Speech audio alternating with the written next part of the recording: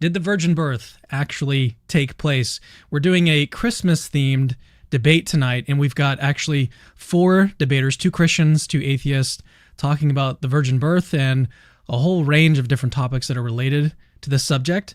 This is the first time we've actually addressed this topic, the virgin birth, on this channel. We're doing it in a debate form because we are just a few days now from Christmas. But let's jump in as quickly as possible. I'll give you guys a quick outline of like what you can expect from the debate. We're actually splitting this into 2 different chunks or different portions. So we'll have 1 hour just on the broad topic of the virgin birth. Jimmy Akin will be presenting. We'll get a response from John Loftus. He's our atheist, or one of our atheist contributors or debaters.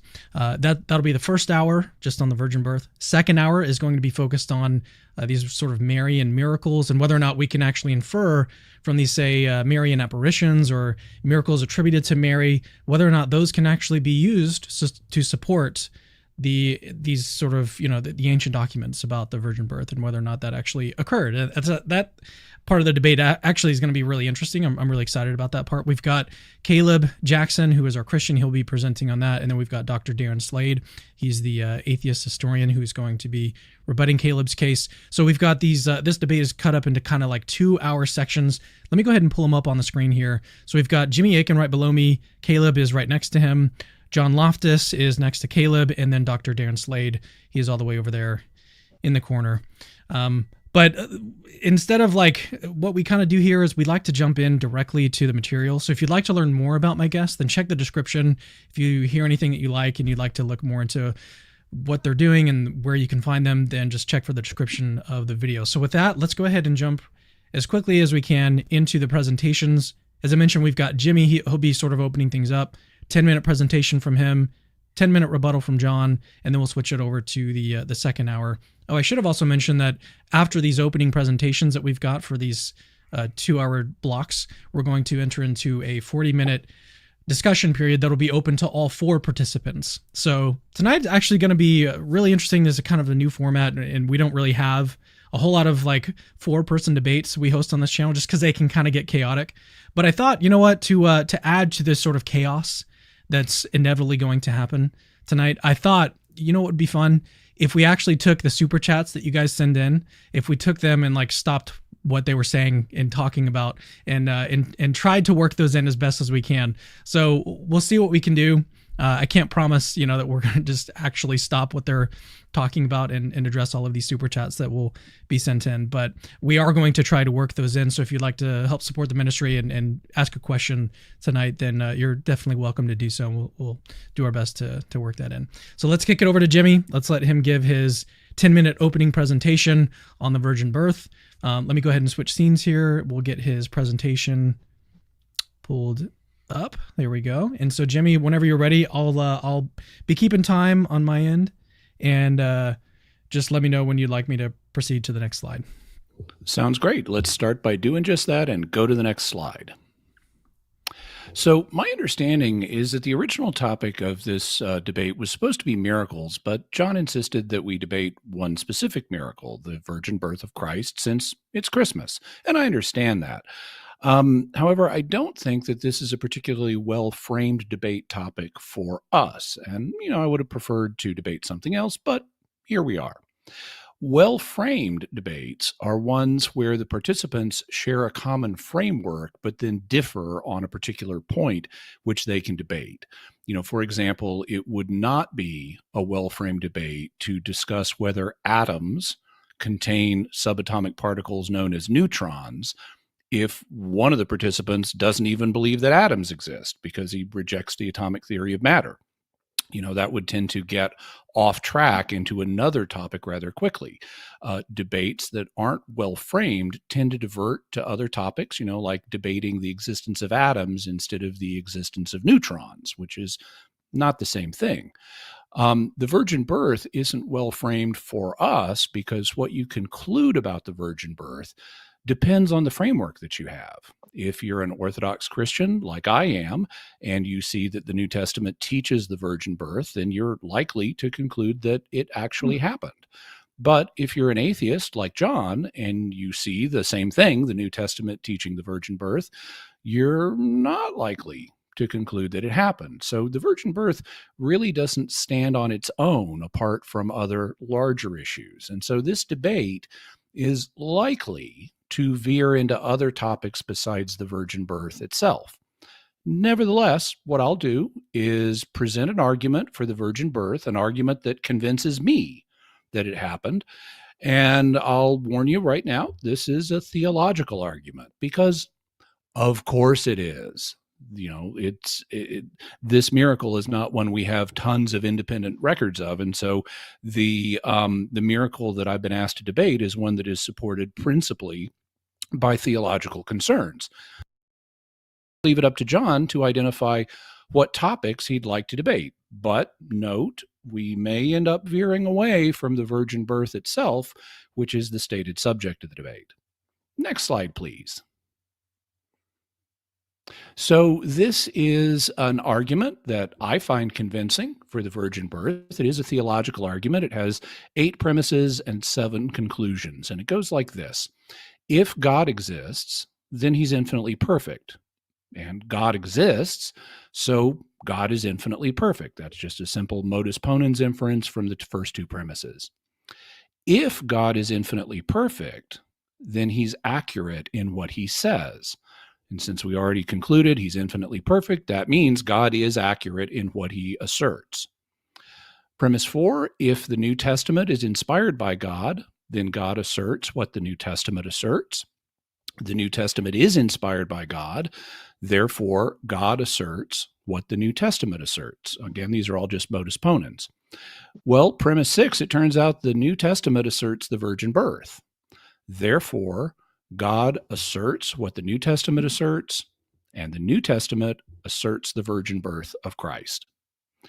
If God asserts what the New Testament asserts, and if the New Testament asserts the virgin birth, then it logically follows God asserts the virgin birth. So I conclude God asserts the virgin birth. And therefore, since God is accurate in what he asserts, and God is accurate in what he asserts, and he also asserts the virgin birth.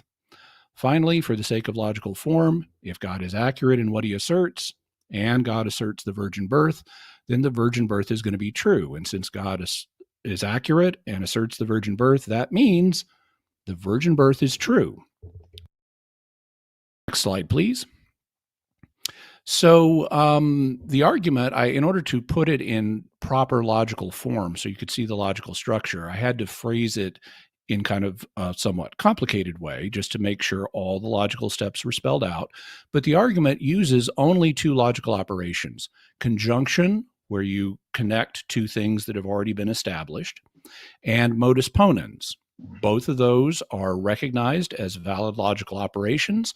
So the argument is logically valid, and the conclusion of a logically valid argument is true if the premises are true. Therefore, to defeat the argument that I've made, John must show that one or more of the premises in the argument is false. Next slide, please. So to make it easy, here are the premises. To prove my argument false, John could show us that if God exists, he wouldn't be infinitely perfect.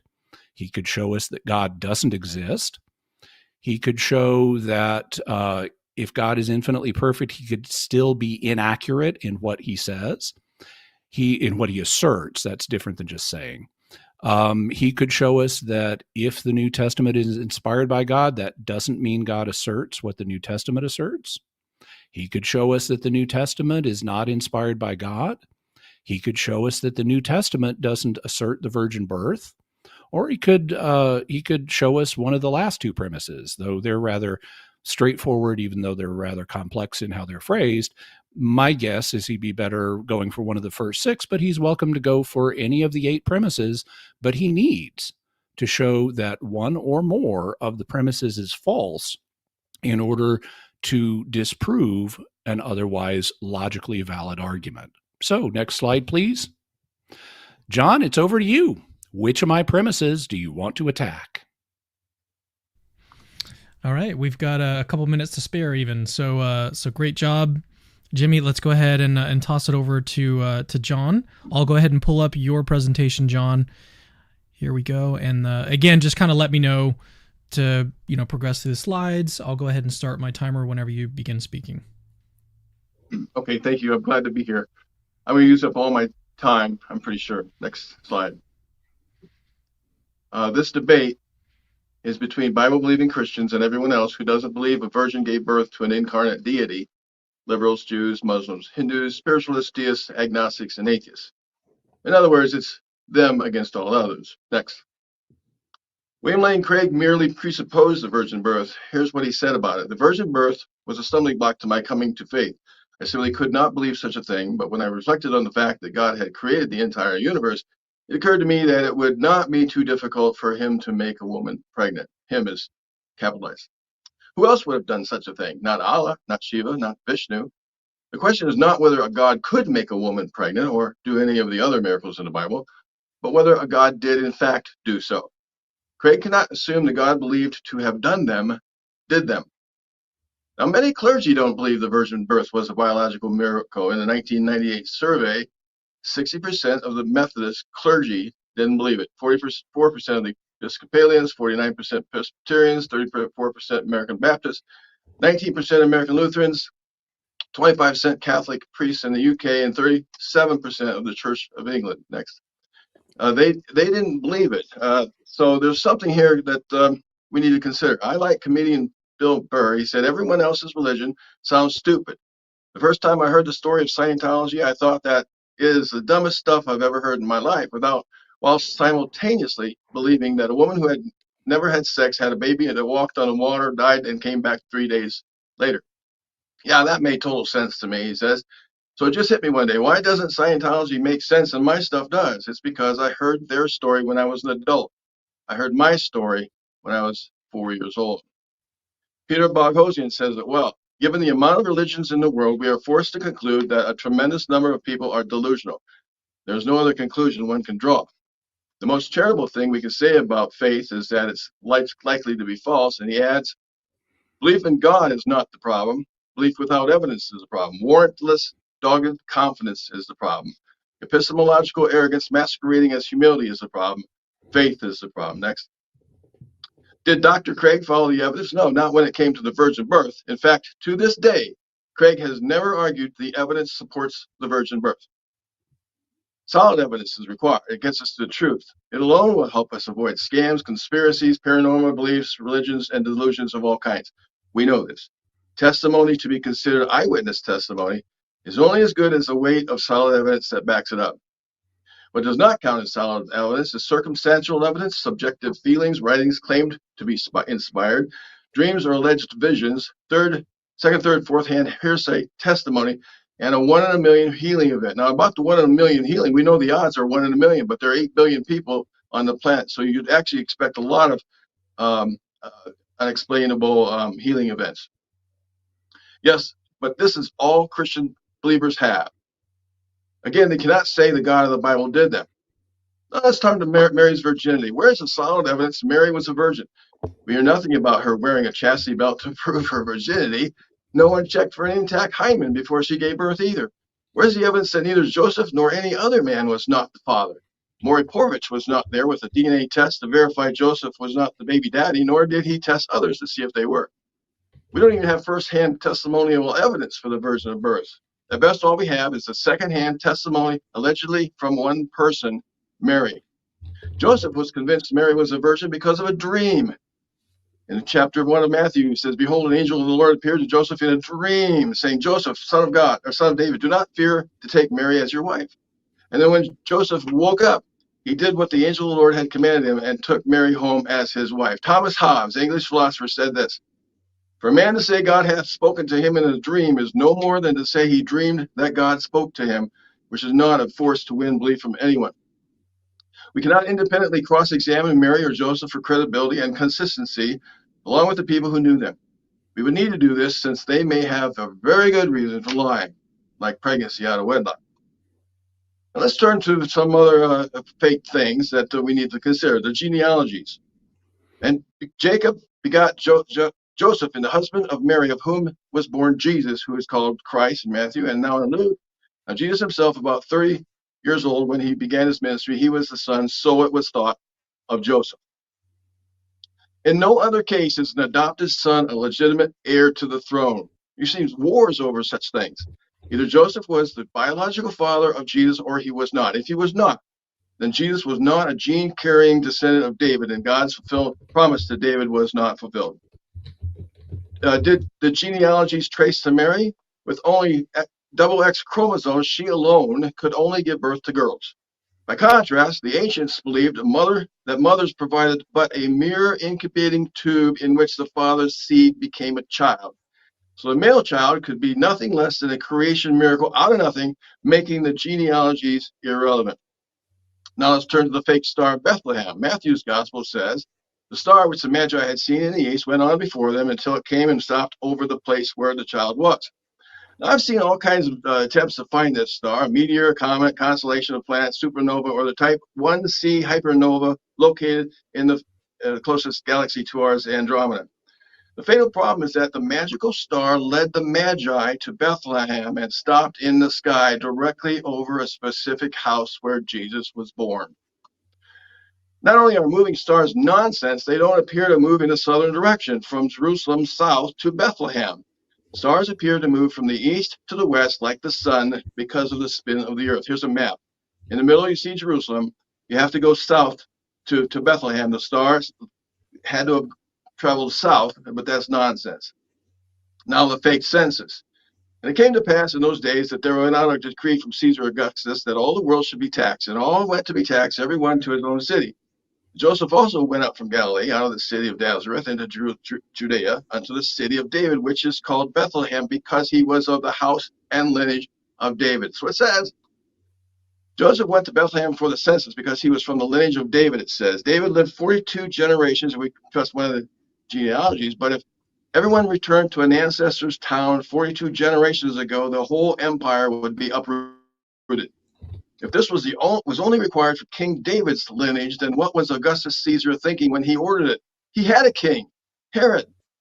To sum up so far, if we wish to see Luke's accounts as historical events, we'd have to take a large leap of faith. We'd have to assume that while on verifiable matters of historical fact, Luke tells all sorts of fairy tales, but on supernatural matters, which by definition cannot be checked, he reports the facts. Now into the last part, the fake prophecy of Isaiah. In the days of King Ahaz, the Lord said to Isaiah, this is a quote from Isaiah, go forth to meet Ahaz and say to him, take heed, be quiet, do not fear, and do not let your heart be faint, because Syria and Ephraim has devised evil against you, saying, let us go up against Judah and let us conquer it. Thus saith the Lord God, within 65 years, Ephraim will be broken to pieces, so that will no longer be a people. And continuing, then the Lord spoke to Ahaz, the Lord himself will give you a sign. Behold, a maiden, that's a maiden, Allah, not Betula, 2 minutes. Which is, how much? What? 2 minutes, sorry. Okay, all right. Behold, a maiden shall conceive and bear a son, and they shall call his name Emmanuel. Before the child knows how to refuse the evil and choose the good, the land before those two kings you are in dread will be deserted. Robert Miller, in his book, Born Divine. The imminent birth of the baby is the point. The birth is coming soon enough to be a sign for King Ahaz that God will protect the throne of David during the current military crisis. The birth of which Isaiah speaks can be a sign for Ahaz only if it is imminent. Isaiah could not possibly have intended to predict the birth of Jesus for the obvious reason that the birth over 700 years in Isaiah's future could not be a sign to Ahaz. Again, even if we take the Greek translation Parthenos in Matthew, it's a mistranslation, to refer to virgin, it only means that a woman who is now a virgin will become pregnant. No miracle is intended. Every woman who gets pregnant was once a virgin. In both the Hebrew and the Greek, the divine sign is the timing of the conception, not its manner. John Dominic Crossan tells us what really happened. Clearly, someone went seeking in the Old Testament for a text that could be interpreted as prophesying the virginal conception, even if such was never the original meaning. All right. Well, you were under time. Actually, I think you had about 35 seconds remaining. But so at this point, yeah, if you'd like, you have another 30 seconds. It's up to you. No, that's fine. Thank you. Okay. Well, so at this point, we're going to switch to a 40-minute period where this is just going to be an open dialogue between the four guests tonight. So let's just open it up. Jimmy, I mean, we can turn it over to you or Caleb, actually. I mean, because this is open to all four of you guys. It really depends. I mean, I'm just gonna kind of let you guys do your thing. I'll jump in if I need to. We were, before we went live, I was letting them know, like, I'd like to stay out of this as much as possible. So we're gonna try to prioritize. What word did I use? I can't remember the word. Just be nice, guys. Just be nice. Well, Yeah. Happy to be nice. I can ask this question. If in fact, actually, since you've just made your case, I'd like to ask a question, if I may. So, John, you've said quite a number of different things, and of course I have responses to all of the individual things you said. But what I couldn't help noting is that you didn't challenge any of my premises. Now, I don't blame you for that, because you didn't see my slides beforehand and I didn't see your slides beforehand.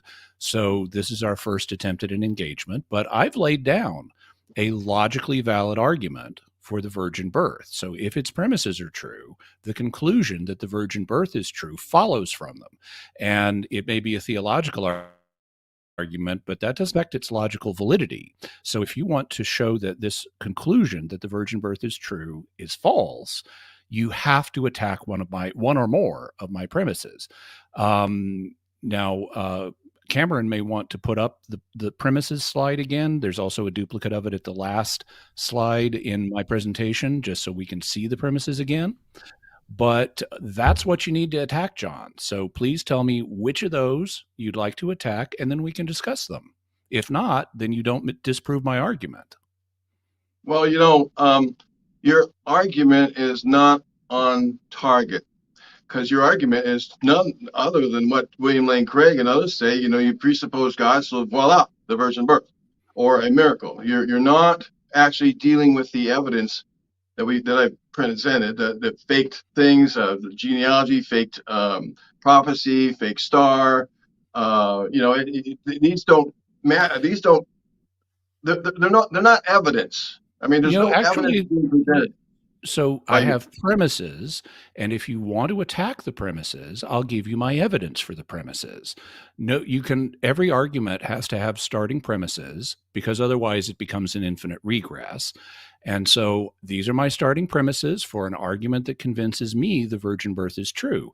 If you want to challenge a premise, then I'll tell you why I believe the premise, and we can discuss it. On the other hand, merely bringing up tangential material, like you assert that the genealogies of Christ are mistaken.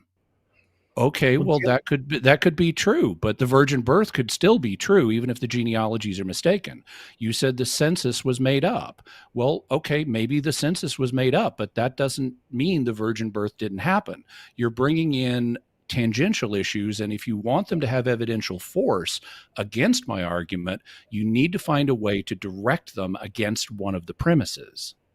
Jimmy, let me go ahead and I can attack your first premise. What we have here is what's called a question-begging definition, where you are using highly questionable definitions for some of the key terms in your premise, which is your definition of God being something about immeasurably perfect.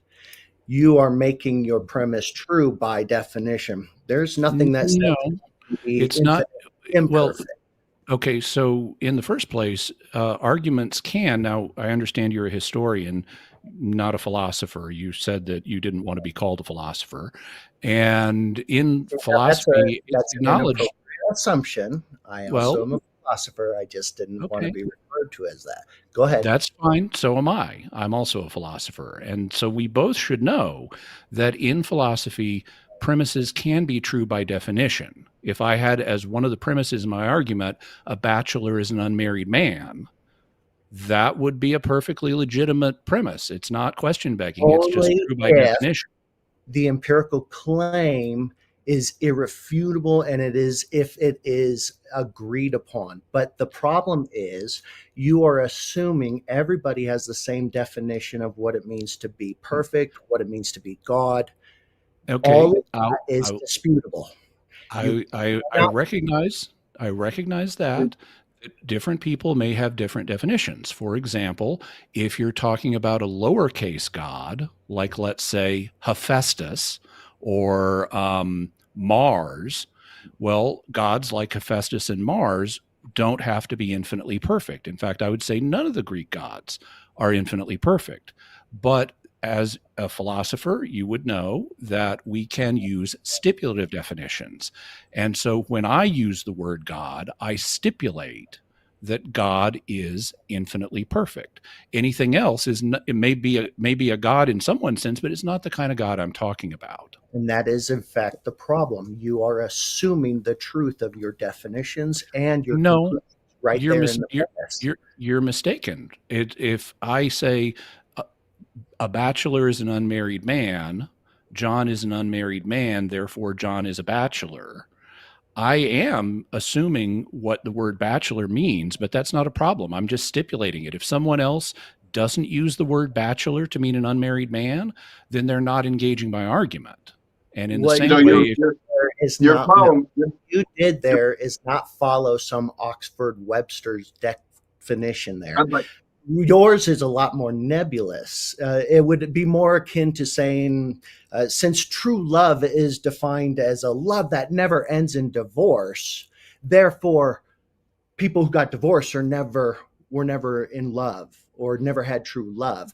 The concept of true love is what is debatable there. You have superimposed your own assumed to be true but debatable definition on several key terms. And it doesn't fly. It doesn't fly in academia, it doesn't fly in philosophy. You're mistaken. Jimmy, before you come back, it looks like John wanted to say something. So let's get his thoughts and then we'll turn it back over to you. Yeah.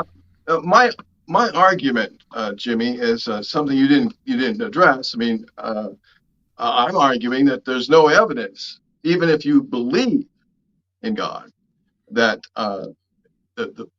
that you should believe the virgin birth. I mean, there are clergy who do not believe it was a biological miracle, and they apparently believe in a perfect God. So you have to get down and dirty with the evidence, and this evidence is supposed to lead people to believe that we can trust that evidence, the evidence that is in Matthew and Luke. By the way, Mark never mentioned the virgin birth, and neither did Paul. But actually, I would dispute both of those claims. But go ahead. Fine. So what I'm calling into question is basically more than you understand, because I only had 10 minutes. But I'm saying that Matthew and Luke are terribly bad at interpreting the Bible, the Old Testament texts, the stars in the sky, what genealogies do or don't mean. And so I'm saying this: if you can't believe Matthew and Luke in the virgin birth story, then everything in them is questionable. Everything in Luke and in Matthew is, including the resurrection of the dead. I'm pretty sure you're going to say, well, no, I believe in the virgin, because if Jesus was risen from the dead, therefore he could have been virgin born. But I'm saying the texts are so bad. In fact, I think the virgin texts in the Gospels are actually, they undercut the Gospels themselves, and because after noticing that Joseph was convinced by a dream, and knowing that Paul has all kinds of visions, he's led around by them, and and things. We have no reason to believe anything in the Gospels without solid objective evidence. Since one is decaying, the second decaying. So, John, you've reiterated a number of the points that you made in your opening presentation. I'm afraid, Darren, that I'm going to have to, John's just brought a new bunch of material on the table, so I won't be able, unless you want to bring it up again, I won't be able to continue our discussion about stipulative definitions, but they are commonly used in academia. What you said about them not being used in academia is simply false. No, you didn't use it correctly. That's the problem. I used it correctly, and if you want to ask questions about what do I mean when I say God, or what do I mean when I say infinitely perfect, you committed a fallacy, and just saying I didn't do it doesn't have I haven't committed a fallacy. You haven't named a fallacy. Furthermore, begging definition, you committed it. I have not done that, but I need to get to John's point. Now, John has raised a bunch of different points that he seems to be mounting a kind of cumulative case argument against the virgin birth. He's citing different kinds of evidence from different domains. None of the things that he cited actually engage the virgin birth directly. A genealogy doesn't do that. A star doesn't do that. An Old Testament prophecy doesn't do that. None of those things directly engage the virgin birth. He says that I need to engage the evidence.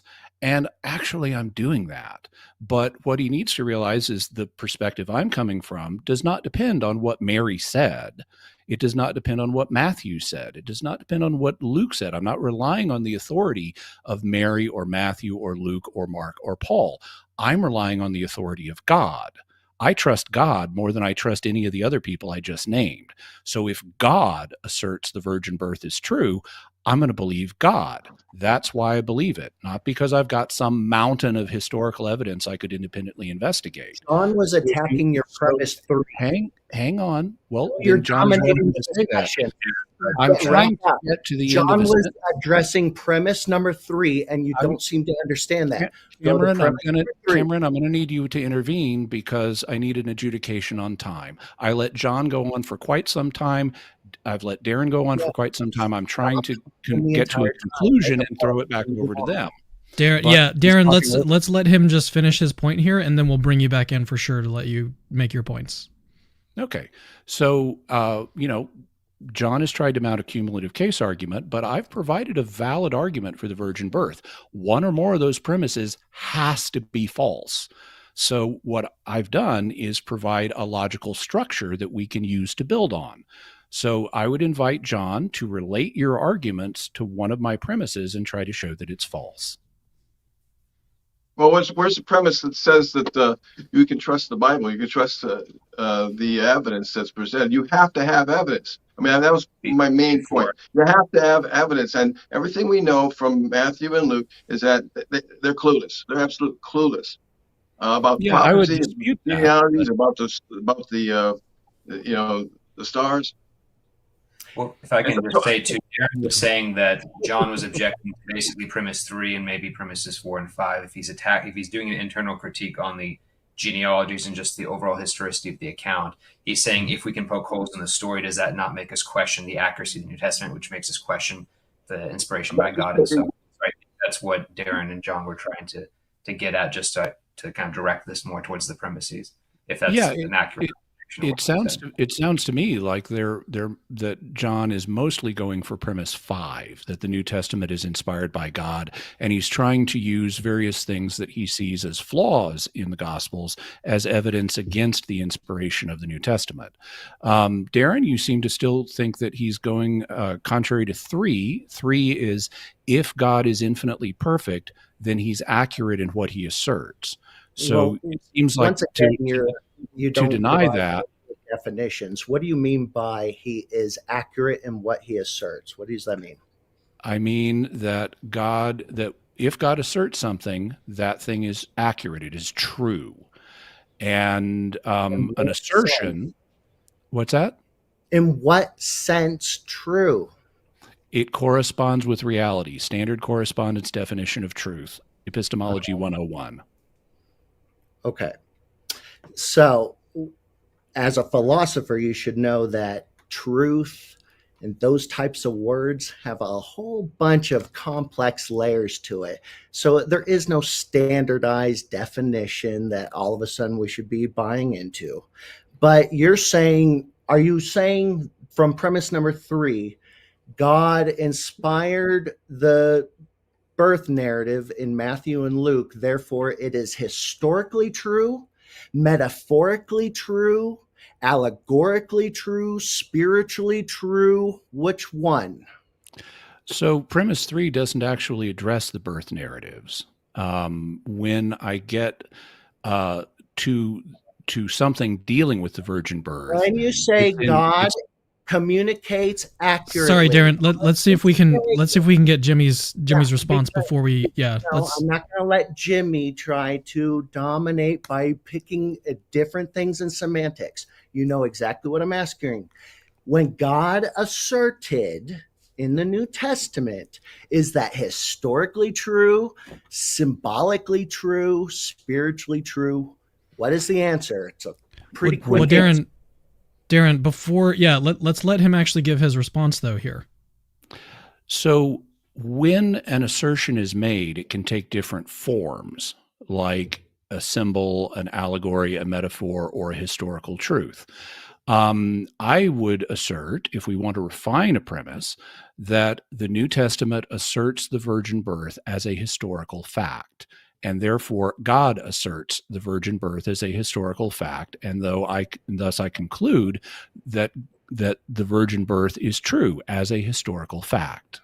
So what you're saying what we were here to debate. Asserted as accurate your interpretation, because he doesn't say in the New Testament, this is an historical fact. That's your interpretation. You assume it's an historical truth being communicated as opposed to an allegorical one.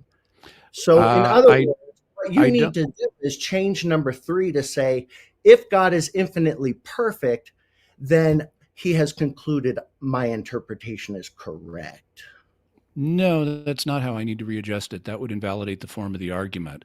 I can tweak the premises, but I'm operating in a framework that assumes we are all here trying to arrive at truth and not simply trying to play word games. We're here to debate the virgin birth, meaning, is it true? And I assume all 4 of us are concerned with whether it's historically true, not symbolically true or metaphorically true. That's not what we're here to debate. So you can show the goodwill you can show goodwill in 2 ways. Number 1, by not talking over me while I'm still speaking. And number 2, by assuming common sense meanings for words based on the format of the debate we're in. Yeah. Okay. Before we move on, Darren, before we move on, I am going to have to start muting people. And this is very unusual actually for my channel to have to mute people. But I mean, part of that is just that we've got a lot of people like here with us tonight. So we may have to just do that, but I'm just letting you know, I am about to start doing that if we can't be polite and let people talk. So, okay. Let's continue. My point is that it requires evidence.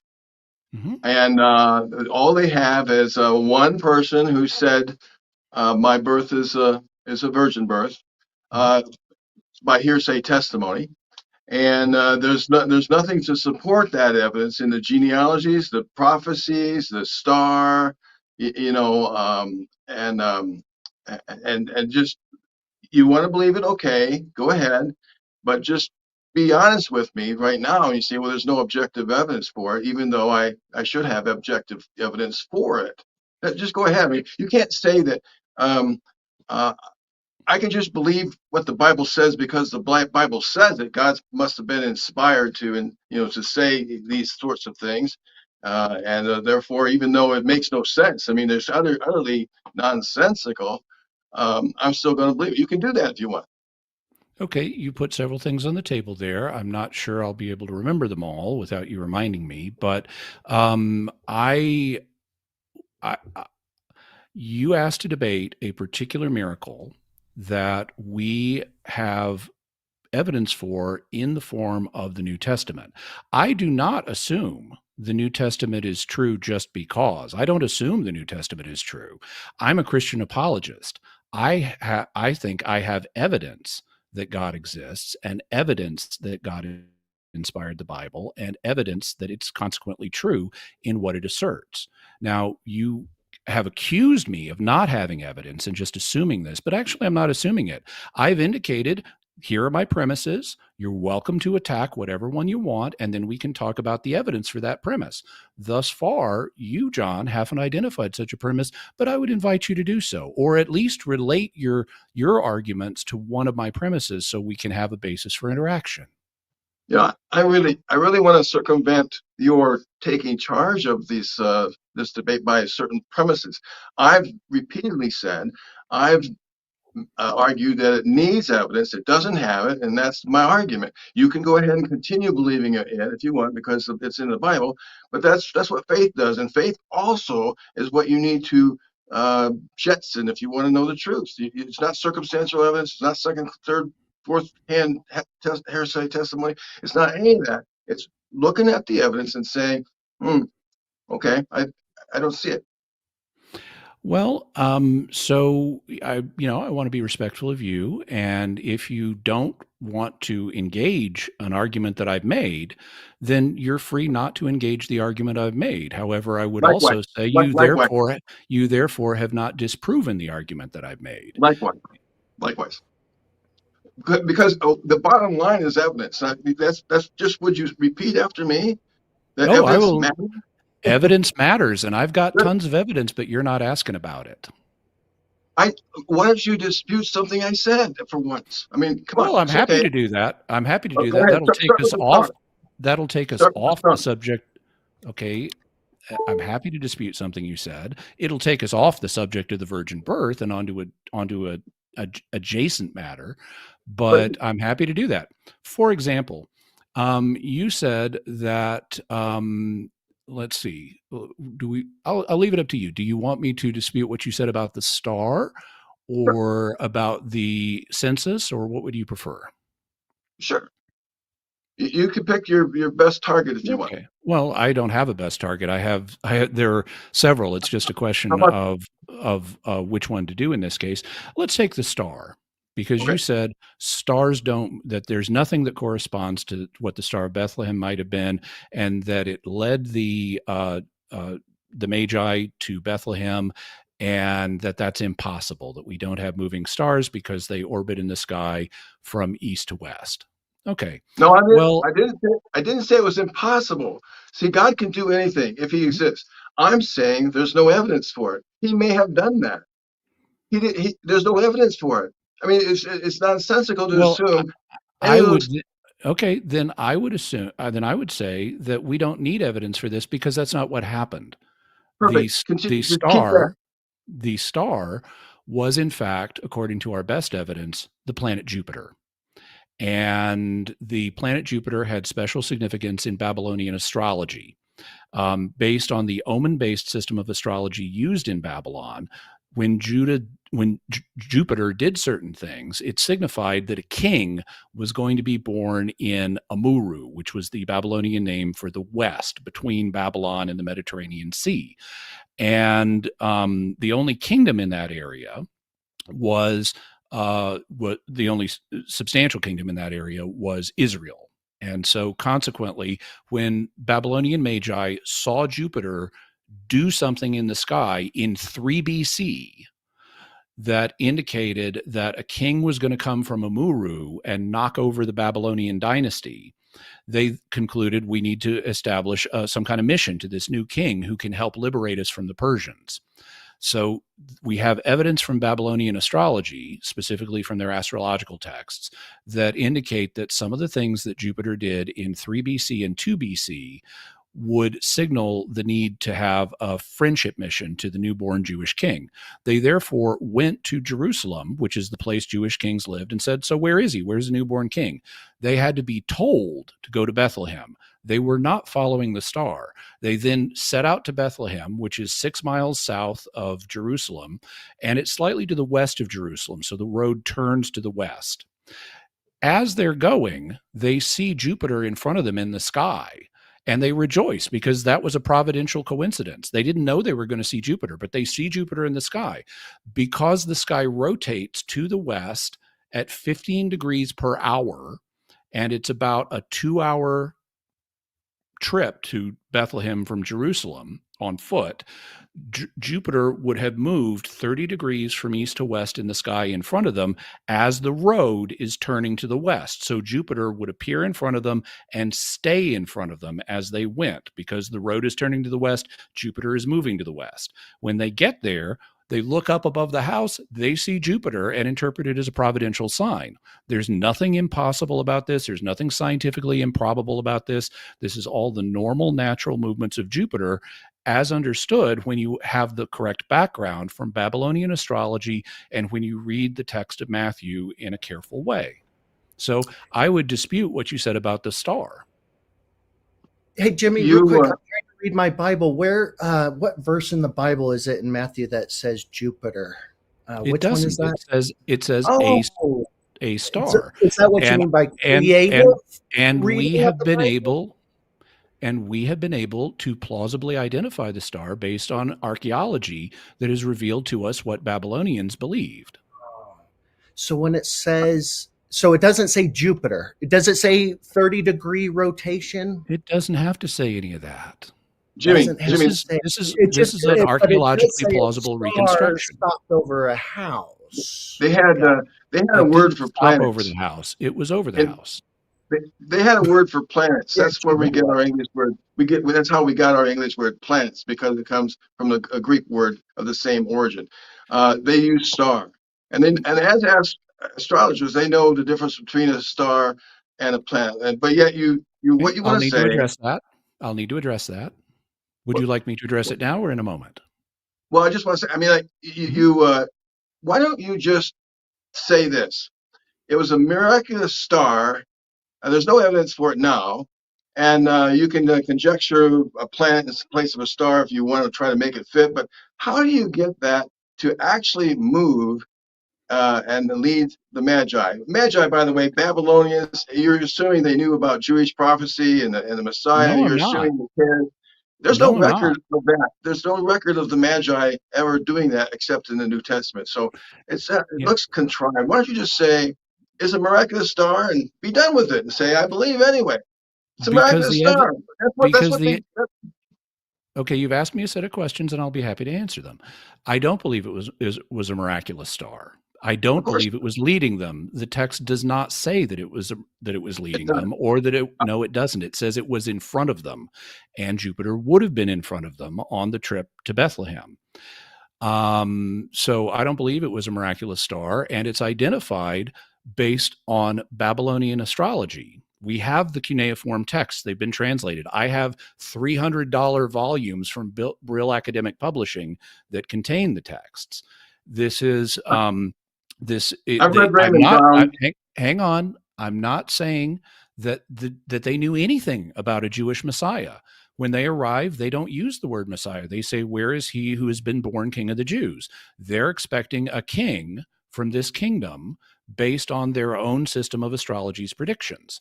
So I'm just using a reasonable deduction that is not exclusively biblical, but combines evidence from archaeology. Let me just read the Bible to you again. It says, the star went on before them until it came and stopped over the place where the child was. Yeah, I mean, it did. It did those things. If you think that's Jupiter, and it's pointing down to a house somewhere, a stable or something like that, this is that's what it said. Jupiter was moving and then it stopped, John. Don't you know? Cuneiform text prove it. It doesn't say stopped. You're dealing with a translation issue here. If we actually look at what it says, it indicates that the star went before them, and it preceded them. The term that it uses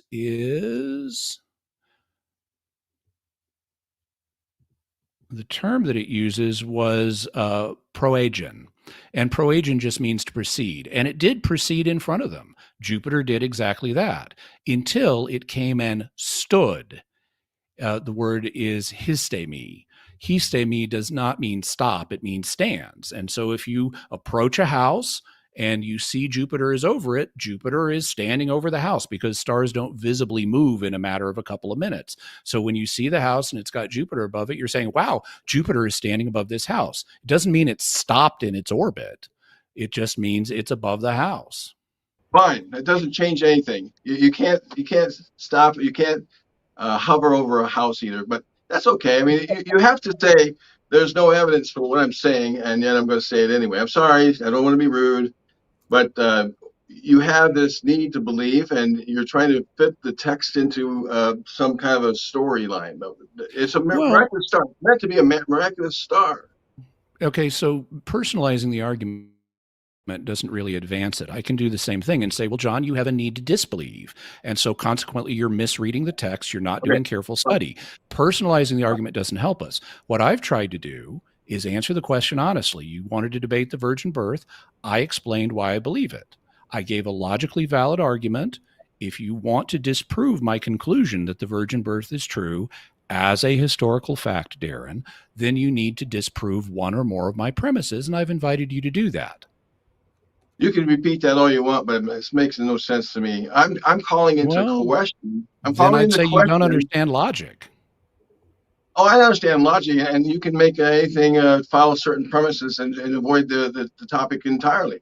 I'm questioning the reliability of Matthew and Luke's stories, and with that, everything that goes in those stories, in those Gospels, including the resurrection of Jesus. And so I don't need to come up with an airtight logical thing. I'm just saying that's what.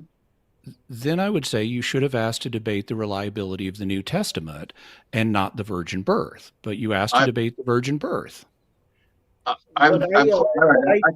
Issue is a lot of the adding to the biblical story here to make it fit science, modern day science, when none of that would have been necessary in the ancient world because they're going off of a very ancient superstitious worldview. But you're definitely incorrect about interpreting Matthew 2:9 about the fact that the star isn't in motion and then stops. But then you said, oh, but you can't see motion with the stars. Yeah, and you can't tell a house based off of Jupiter. Now I can go outside right now, take a look at Jupiter in the night sky. Guess what I'm not going to be able to do? Pinpoint that to a house. Actually, you can. You can give an address based off of looking at. If I'm standing in front of the front door of the house, I can look up and see what star is directly over the house.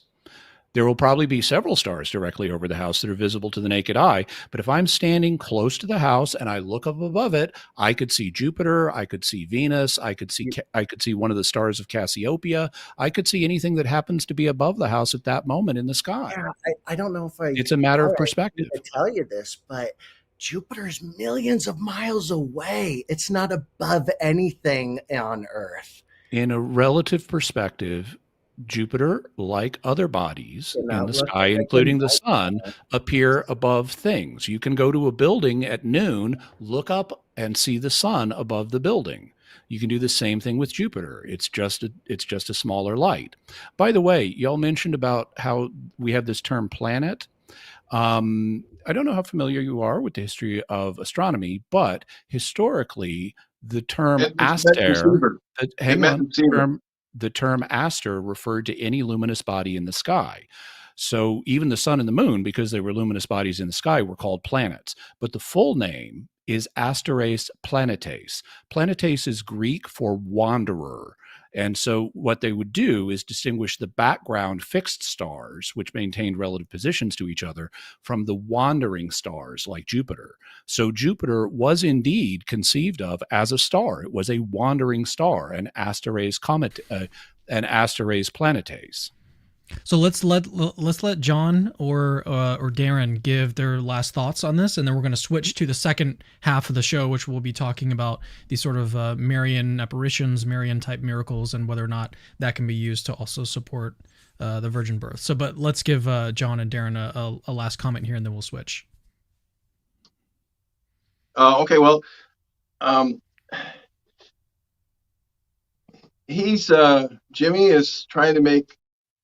Like what Darren said, he's trying to fit a text that was never intended to be scientifically examined into a scientific case. And I mean, it's clearly they were pre-scientific. They didn't even know how babies were born. You know, I'm sorry, all you need is a womb and just plant some seed in it, and the womb is just supposed to be there and bring it to fruition. So you ought to rethink that, and then look at that clergy survey and ask yourself, well, let's see now, why do so many of them, not all of them, I mean, clearly in some of those percentages, there are more believers in the clergy than non-believers, but imagine 25% of Catholics in the UK, Catholic clergy, they must see the same things I do. And you don't have to be an atheist. I'm saying what you believe is clearly against what everyone else, your views go against what everyone else thinks in the world, I said Jews and agnostics, deists, spiritualists, liberals. So you need to reconsider the evidence and ask yourself, am I doing to the Bible what the Bible was never meant to do? And Bart Ehrman makes those kind of cases. You can still believe, I suppose. It's just that you have to understand what the Bible says, and you trying to make it scientifically accurate is really wrong, really bad. Jimmy, did you want to respond to that real quick? I'm happy to if Cam would like me to. Sure. Yeah, feel free. Yeah. So you mentioned that various people don't believe in the virgin birth, including people who are not Christians. Okay, fine. So what? Truth isn't determined by popularity contests. Historically, most people believed the earth was flat until the Greeks discovered it wasn't, after studying the matter. Well, most of the people you name, including a lot of the clergy, have never actually studied this matter. I have. I've seen the evidence concerning this, and I have to tell you that the arguments that you've mounted don't address the argument that I've framed, which is logically valid, and the individual claims you've made about the genealogies and about the census and about the star actually don't hold up when you do a careful study of them. But I don't want to take time to further dwell on that because I know we need to move on. All right, yeah, let's turn. Oh, I'm sorry. I thought you wanted me to respond real quick.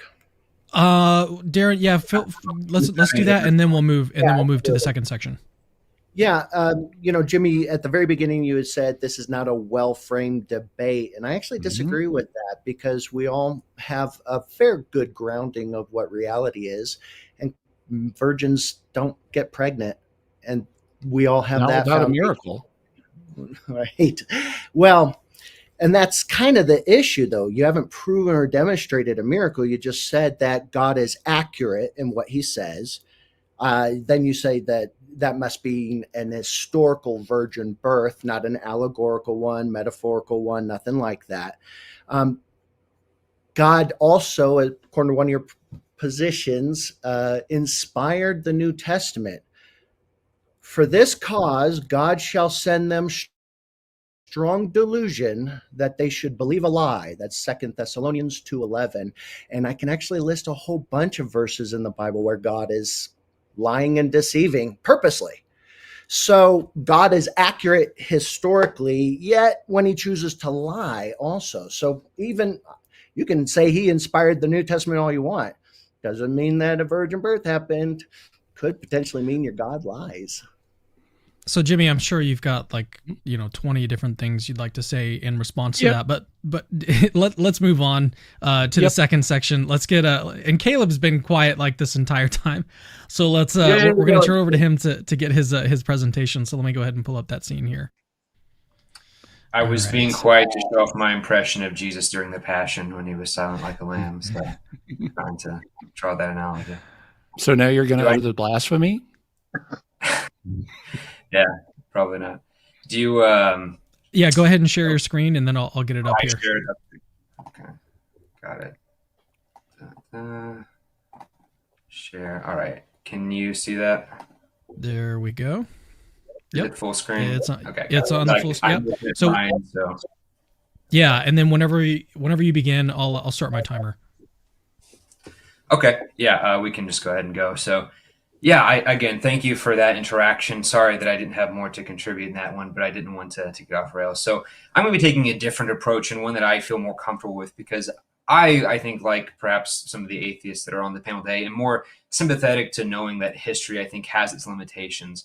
And the historical method of all the methods is probably the most presumptive and the most unreliable in terms of the guesses and assumptions that we have to make. So I do think that appealing to modern phenomena would be better, and we can make a retroactive argument for that. So this is perhaps a bit unorthodox, but I think it, at least in my mind, may be a bit more effective. So essentially, I'm going to be arguing that if we have good evidence for miracles, at least miracles within a particular Marian context for the theming of this occur, and can be inferred to be supernatural as the best explanation, then this gives us justification in believing that Mary is perhaps the cause, or at least one of the causes of such phenomenon, and would lead to belief that perhaps the Christian doctrines of Mary, including the virgin birth, are likely true, or at least have far more validity than they would on their own. So I think that, and I will say that Darren Slade's article on miracles, which was published in John Loftus's book, is very good. I know he has a couple. One's a chapter in the book, and he has another one about psychology. And I honestly don't find that many areas in that published text where I disagree with Darren, because in that, at least in that text, he says that, we need to have a critical methodology for investigating miracles, and we don't necessarily need to presuppose that miracles are just impossible a priori. Perhaps they are, perhaps they aren't, but we shouldn't just accept testimony blatantly without some kind of criteria. We need to be very rigorous, and we need to be skeptical and do this, not hyper skeptical, but skeptical enough to where we can rule out other alternative possibilities which we know exist. And I think that's actually quite a strong method.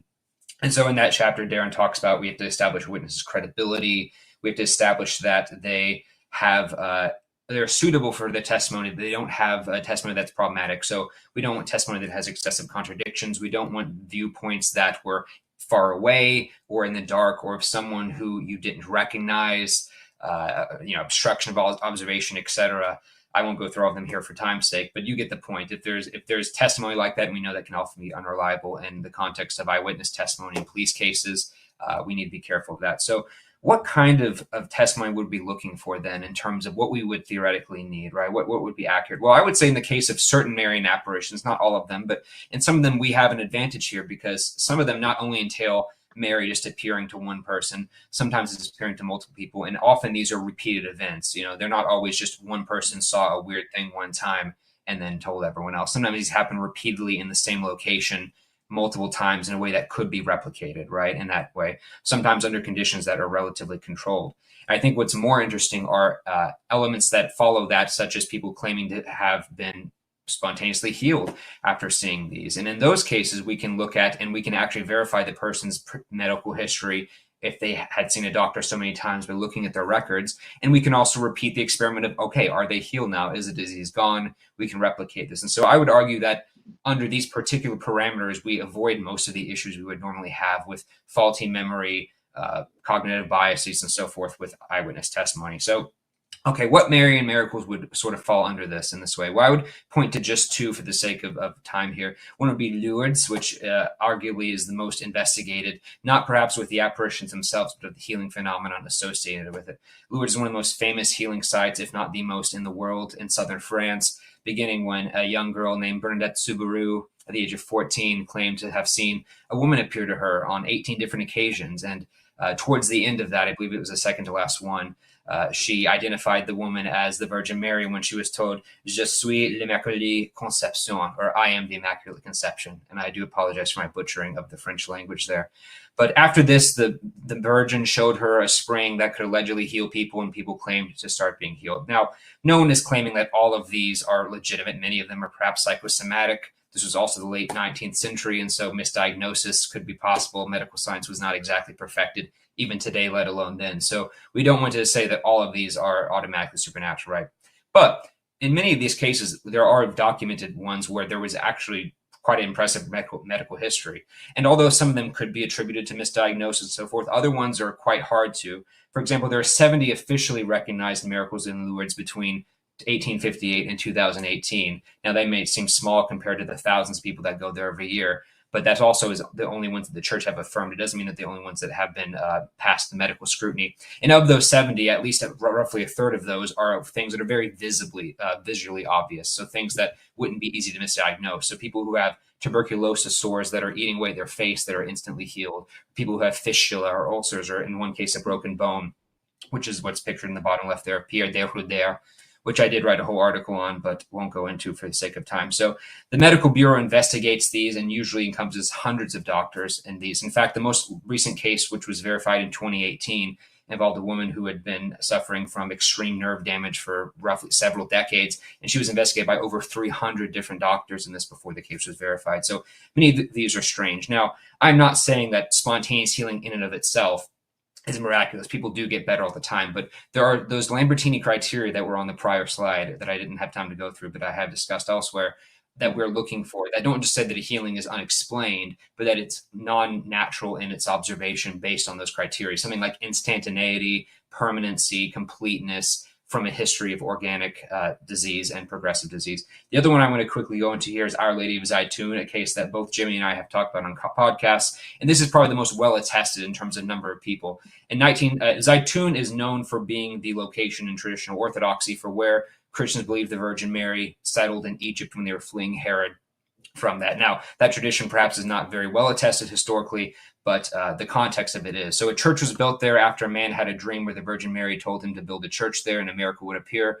40 years later, in 1968, apparitions start appearing. People see a woman on top and think that it's a woman who's about to jump off and commit suicide, and yet more people look and identify it as the Virgin Mary. Now, off the bat, you could say perhaps that's pareidolia. Perhaps people in a sense of religious expectation get excited and see what they want to see. That is plausible. But this light kept appearing in the same spot in the church and in the surrounding courtyards routinely over the course of 3 years, which is quite remarkable. And even when the power was cut, even when buildings were torn down, no source could be found by either police or local authorities. And so one can see different images of this. Some of them are quite blurry and don't look much like anything other than a strange light. Other ones looked quite a bit more distinct, and one can see, if they squint, perhaps how one could see the Virgin Mary out of these. And some pictures are what alleged to be the Virgin Mary sitting there surrounded by incense holding the infant Jesus in that way. So this event led to thousands of Muslims converting to Orthodox Christianity, or Coptic Christianity, I should say, and other healings purported as well. And there still is no generally agreed upon explanation for what exactly these weird light phenomenon were. Now, weird light phenomenon is not exclusive to religion. Certainly we have UFOs in context, but it is within the religious context. The fact that it's not just a strange light phenomenon, but one that routinely and consistently appeared on top of a church in which the Virgin Mary was originally believed to have performed a miracle and has religious significance. So all of that in collection, I think, is what's relevant to the context here. So how does all of this relate to the 2 Virgin minutes. birth? Thank you.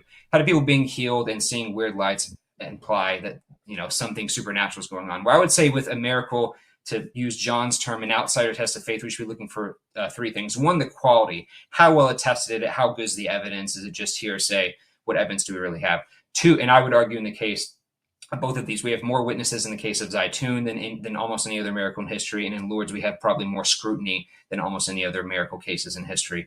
Vindication. This miracle does not primarily just occur to people who already believe, who are already religiously fervent, but it appears to deliver a message. It uses it to convert people. If God is going to perform an evangelistic miracle, it makes sense he would do this to convert people and not simply just to show off because he was bored. And of course, the context, miracles are not just anomalies. God is not just going to make a unicorn in the middle of Times Square because he feels like it. It seems more plausible that he would perform a miracle within a context where people could associate it with religions. And so if we have phenomenon that is best inferred to as supernatural, and the phenomenon occurs directly within a context of Marian apparitions in the Virgin Mary, especially in context in which Mary, I should say, claims that she is the Immaculate Conception. If we do take this to actually be Mary, that seems quite clear to me, at least, that this would allow us to infer that this is a pretty strong correlation between Mary being vindicated by God. And it seems quite strange to think of a world in which Mary would be appearing to people and healing people and doing all these things, and yet Christianity or certain tenets of it not being true, at least when it comes to the virgin birth and Marian apparitions and Marian dogma. So with that, I will conclude, but I do thank everyone for listening. So. All right, great job. We've got about 20 seconds left on the timer. We're going to now turn it over to Darren. He's got 10 minutes to present. And Darren, whenever you start sharing your screen, I'll go ahead and put it up here. And just as a quick note here, okay, it looks like you have unmuted yourself. So let me just get this pulled up here, and we should be good to go. There we go. Okay. All right, whenever you're ready, I'll start my timer. Can you see the screen? Yes. Perfect. Well, what I absolutely love about Caleb is I would adore him as a student because he wants to test things to see if anything sticks. And I love that. So it's really experimental apologetics, trying to take modern miracles and kind of superimpose it back on the ancient world. So I love that. But kind of the whole Virgin Mary thing, and a lot of it seems really rapey to me. And here's some things that we need to take a look at. When we're talking about history and modern investigations, there are a number of presuppositions that we generally have, and this is to kind of maintain integrity in our research. One of them, you know this, the principle of uniformity, that the same natural laws and processes that operate today generally operated in the past as well. And that includes virgins not getting pregnant. You generally need sperm and an egg. The other thing, source criticism. This is one of the points that I was trying to make with Jimmy, is that just because the Gospel of Matthew and maybe the Gospel of Luke says it, doesn't actually mean your interpretation of it is correct. This is a literary document, not historiography. It is possible, and in fact, very likely, that to the ancient mind, they were interpreting these stories wildly different than us in the 21st century. And then, of course, historiography and investigating of paranormal events is both an art and a science. And there are certain rules that we generally keep in order to maintain the integrity of the investigation. Some of the fallacies that we want to avoid, of course, wishful thinking. Just because we want the miracle doesn't mean it's there. Selective use of evidence. And this is where we cherry pick specific instances of modern miracles within a Christian context that align with the argument, while neglecting instances that may not fit your narrative. Incorrectly conflating different categories, such as modern miracles versus ancient literary claims, and then assume that evidence for one category translates to evidence to the other. I'm just skipping through a whole bunch of these.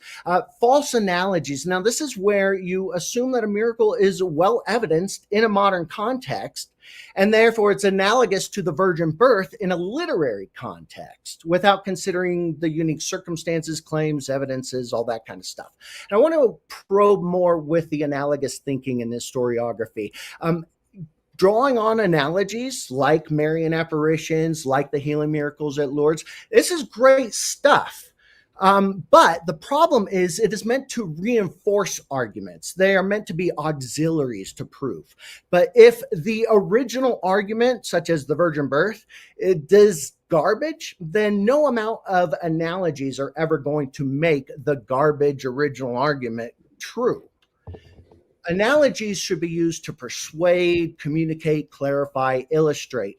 They are explanatory tools, that they can't be used as substitutes for the explanation itself. So, for instance, Virgin Mary appears on the White House lawn, but says there was no virgin birth. And this is actually fairly plausible, right? If she were to appear on CNN, she could tell us.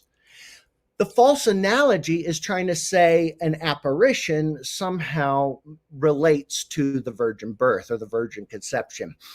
The false analogy kind of breaks down like this. The apparition in Zaitoun, Egypt, involved Jesus's mama.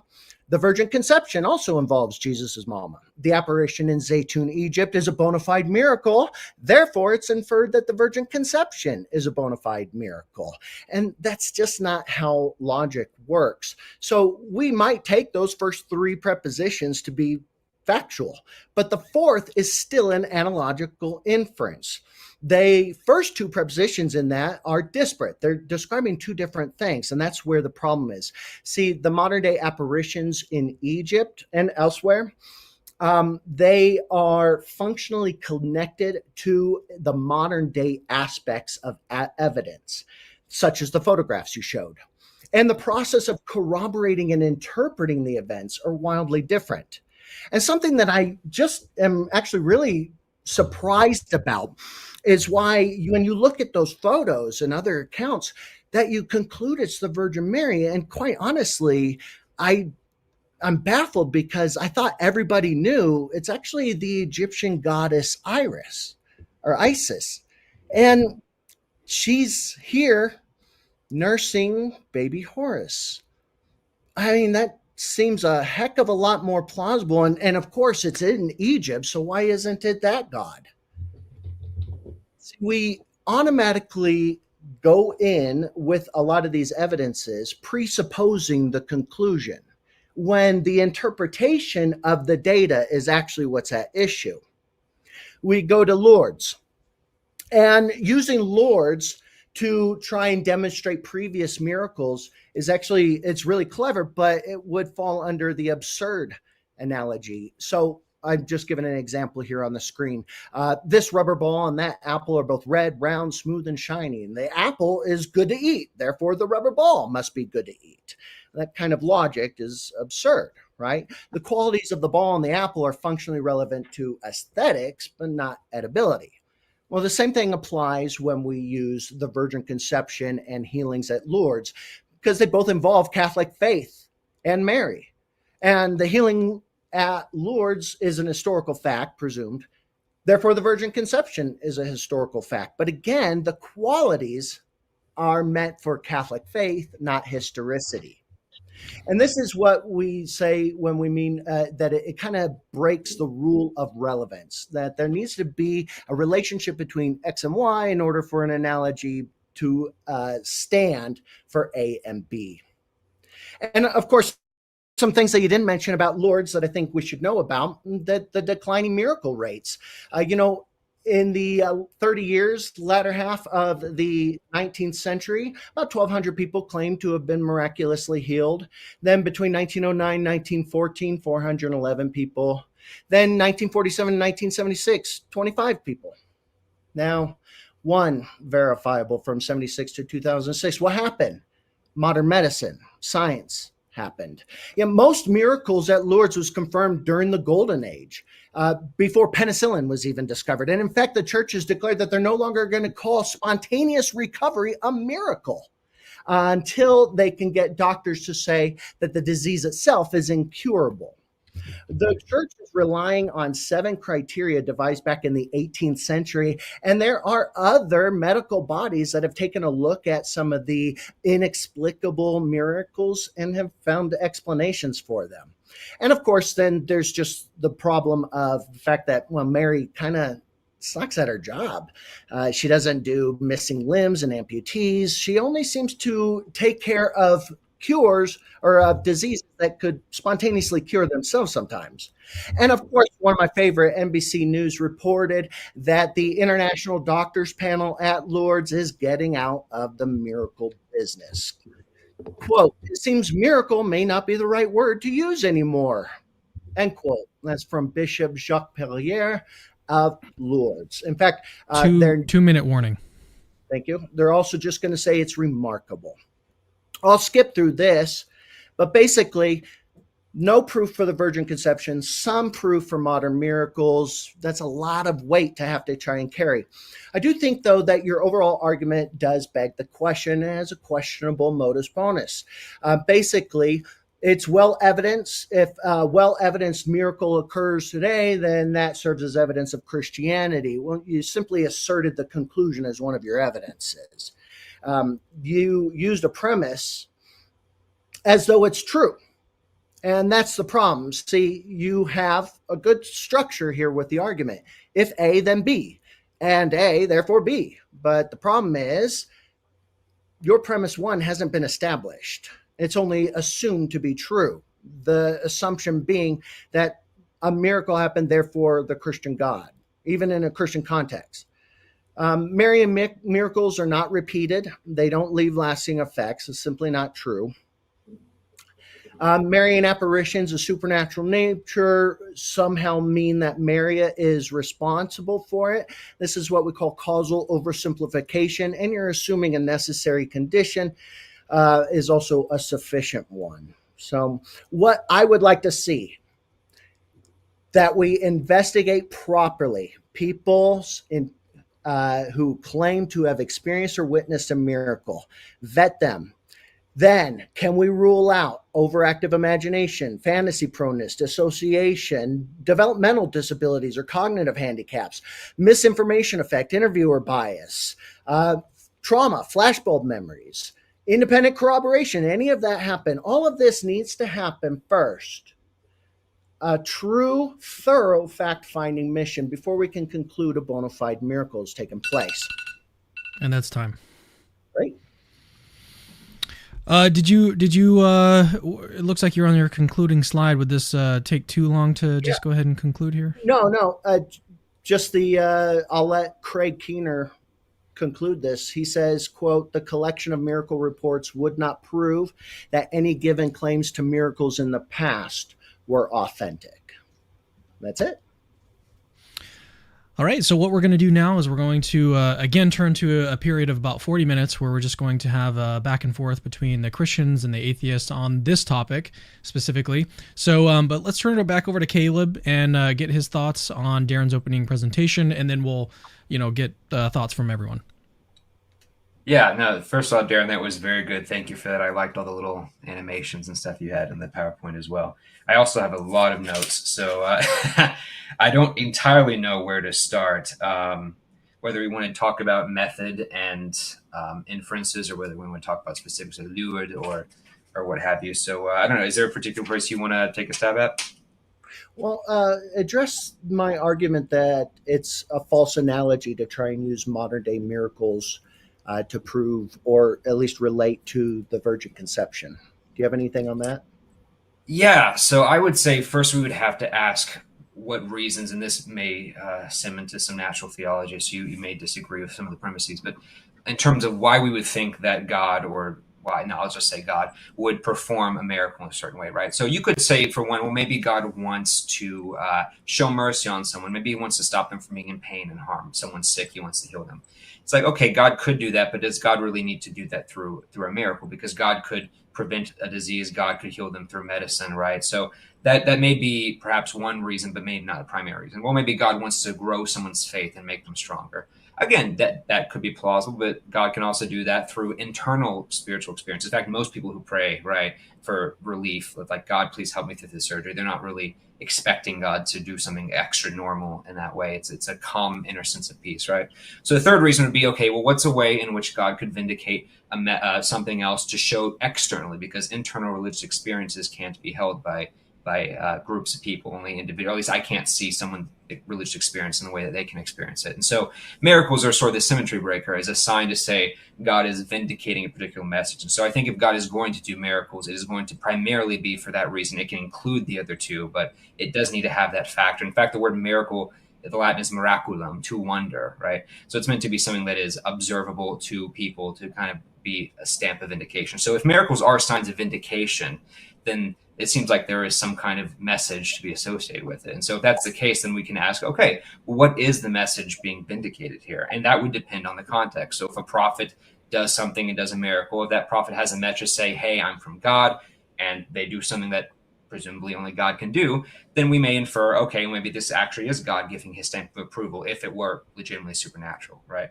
And so if you have experiences that are seemingly naturally inexplicable, and we could in theory rule those out, and these are involved in a context in which a woman appeared who claims to have been the Virgin Mary, who in Zaitoun, predicted that I will appear on this church which is dedicated to Mary, and only appeared on a church dedicated to Mary, right? That would be perhaps a better inference than the goddess Isis, because if that was the case, it's weird that the goddess Isis would appear on a church to the Virgin Mary and convince people that it was Mary and not correct them.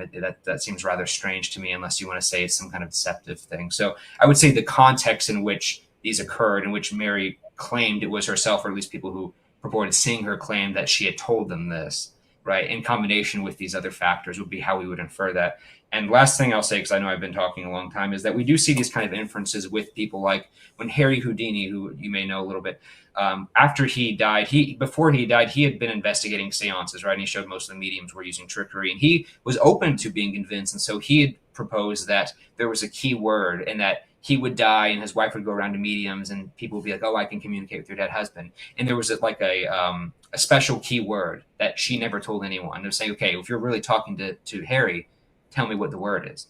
And so in theory, if the medium had been able to do that, and the conditions were controlled and it had been successful, then according to Houdini, his wife, that would have been sufficient to convince them that this really was the man they were talking to. Now, that never happened, which seems disconfirming. But the point is, miracles are meant to be those passwords that we would see, those special keys that unlock the door to say, hey, this is from God, or this is from a supernatural being. It's not just something else. So that's my long answer to what you had originally asked. I think our wires got crossed there, because I'm more addressing the structure of the argument, the logical fallacy known as false analogies, that you really can't, just because things are similar in some sense, doesn't actually mean that they are identical, right? Or that one really relates functionally to the other. And that's where I'm trying to go with it, is more of, just because Mary is involved, just because the Christian faith is involved, doesn't actually prove that the virgin conception is an historical event.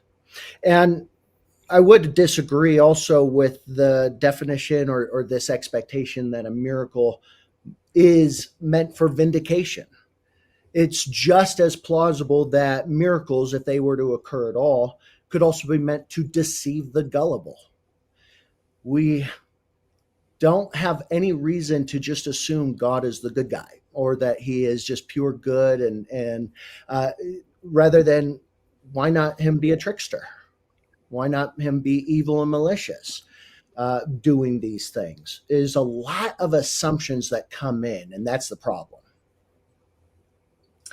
Yeah, so I don't want to. I mean, by the way, if John or Jimmy has something they want to say as well, I would just say, when it comes to the last point, I don't want to get too caught up on metaphysics here. But short answer is, I would say, if you're going to say that God is a prime mover who doesn't have arbitrary limits, right? There's nothing holding him back. I think God would be omniscient, and I think God's omniscience entails that he knows all things, which would mean that he would be perfectly rational, and that would include rationale about morals. And so God would have perfect knowledge of the good and would always want to choose the good. Now, that's different model than some other theists would have. It's more, a theistic personalist view, not a classical theist view of good. But under that view, I would say it's entailed that God has to have perfect knowledge of the good, given his omniscience. And so I don't even see the idea of a trickster God or an evil God to be really cogent by that standard on that point. But I don't want to get too off topic on that particular point. But yeah, do you have anything to say to that, or does anyone else want to hop into anything that was said there? I can hop in. I have a couple of comments. The first one is something I really didn't expect to say. But Darren, in your presentation, you began with a slide depicting God seducing Mary and Joseph as a cuckolded husband. And then you followed it up by saying, this seems rapey to me, even though we have the Virgin Mary explicitly saying in Luke chapter 2, be it done unto me according to your word. So that was consent, which was an issue you raised. You also said Mary sucks at her job. And it's clear that you have a rather high estimation of yourself and not such a high estimation of the feelings of others. But when I heard you say to compare with Mary's consent to her becoming the mother of Jesus to being rape, I thought, wow, that is not only inaccurate, that's just nasty. And I was turned off by that. I'm sure other people were too. However, I'm not trying to cancel anyone. And you're talking over me again. Yeah, well, I'm trying to give you good advice. Keep it. I'm trying to give you good advice. You'll win more hearts if you keep it clean. Having said that, I also had thoughts about some of the things you said. I agree. Now, here's a point of agreement. I would agree that you can't look at a collection of modern miracles and say, these miracles happened, they were genuinely paranormal or genuinely supernatural, therefore the virgin birth happened. That's not the structure of the argument, and Caleb can correct me, but that's not the structure of the argument that Caleb is making. One can look at modern miracles and say, therefore miracles are possible. One can look at modern miracles occurring in a Catholic context and say, or a Christian context, and say, therefore, we've documented that miracles in a Christian context is possible. And based on a coherence theory of truth, or coherence theory of justification, that would tend to reinforce the Christian system as a whole, including things like the virgin birth, but it doesn't prove any specific prior miracle. So I would agree with you up to a point there. I would also note that you did some apples and orange comparisons, like when you were talking about the number of healings at Lourdes. You said that 1,200 people claimed to be healed between 1857 and 1889. But you didn't say 1,200 people had verified claims of miracles in that period. You then said, but there's only been one verified miracle between 1976 and 2000. Yeah, that's a verified miracle, not a miracle claim. So you're doing apples and oranges comparison. Sorry, I hate to interrupt you, but that's from 2000. From in the last decade, I believe it was from 2012, 2013, and 2018. There have been 3 more. So okay, that's great. That's great. Yeah, I would just note that you were making apples and oranges comparisons in order to inflate the numbers and make it look like a more dramatic decline than it is. Also, who says the number is going to stay constant throughout the rest of history? Miracles are uncommon. They don't always have to stay at a constant rate.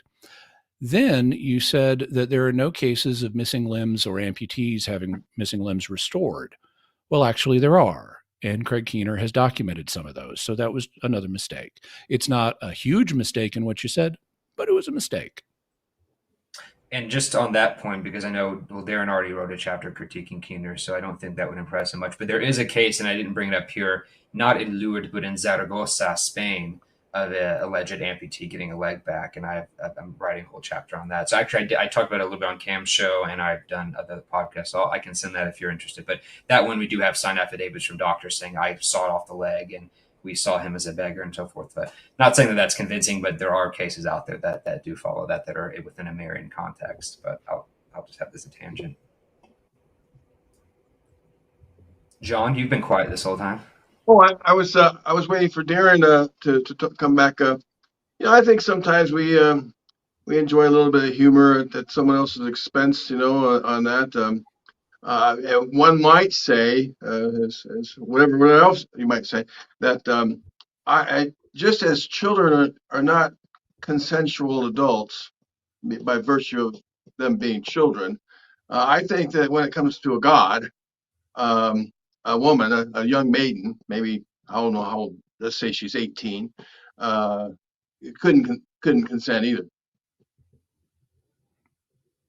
I mean, it's not a consent. You can't consent to God. Sure you can. He overwhelms you. Aren't you the first one to say that God can't show his presence fully to us, otherwise he would mandate belief? I don't say that. Well, don't you? Well, then think through it, because I think a lot of people do say that. If God was as clear as day in your face, you could not believe. God could suspend people's free will if he chose, but that's not what he's done. He hasn't done that in my case, and I freely chose to believe in him. Similarly, I wish God would do that. I wish God would do that. That's where you put people in prison who are going to be bad people. Why couldn't God just keep people from doing things? But okay. Still, I'm just trying to make some sense of what Darren said.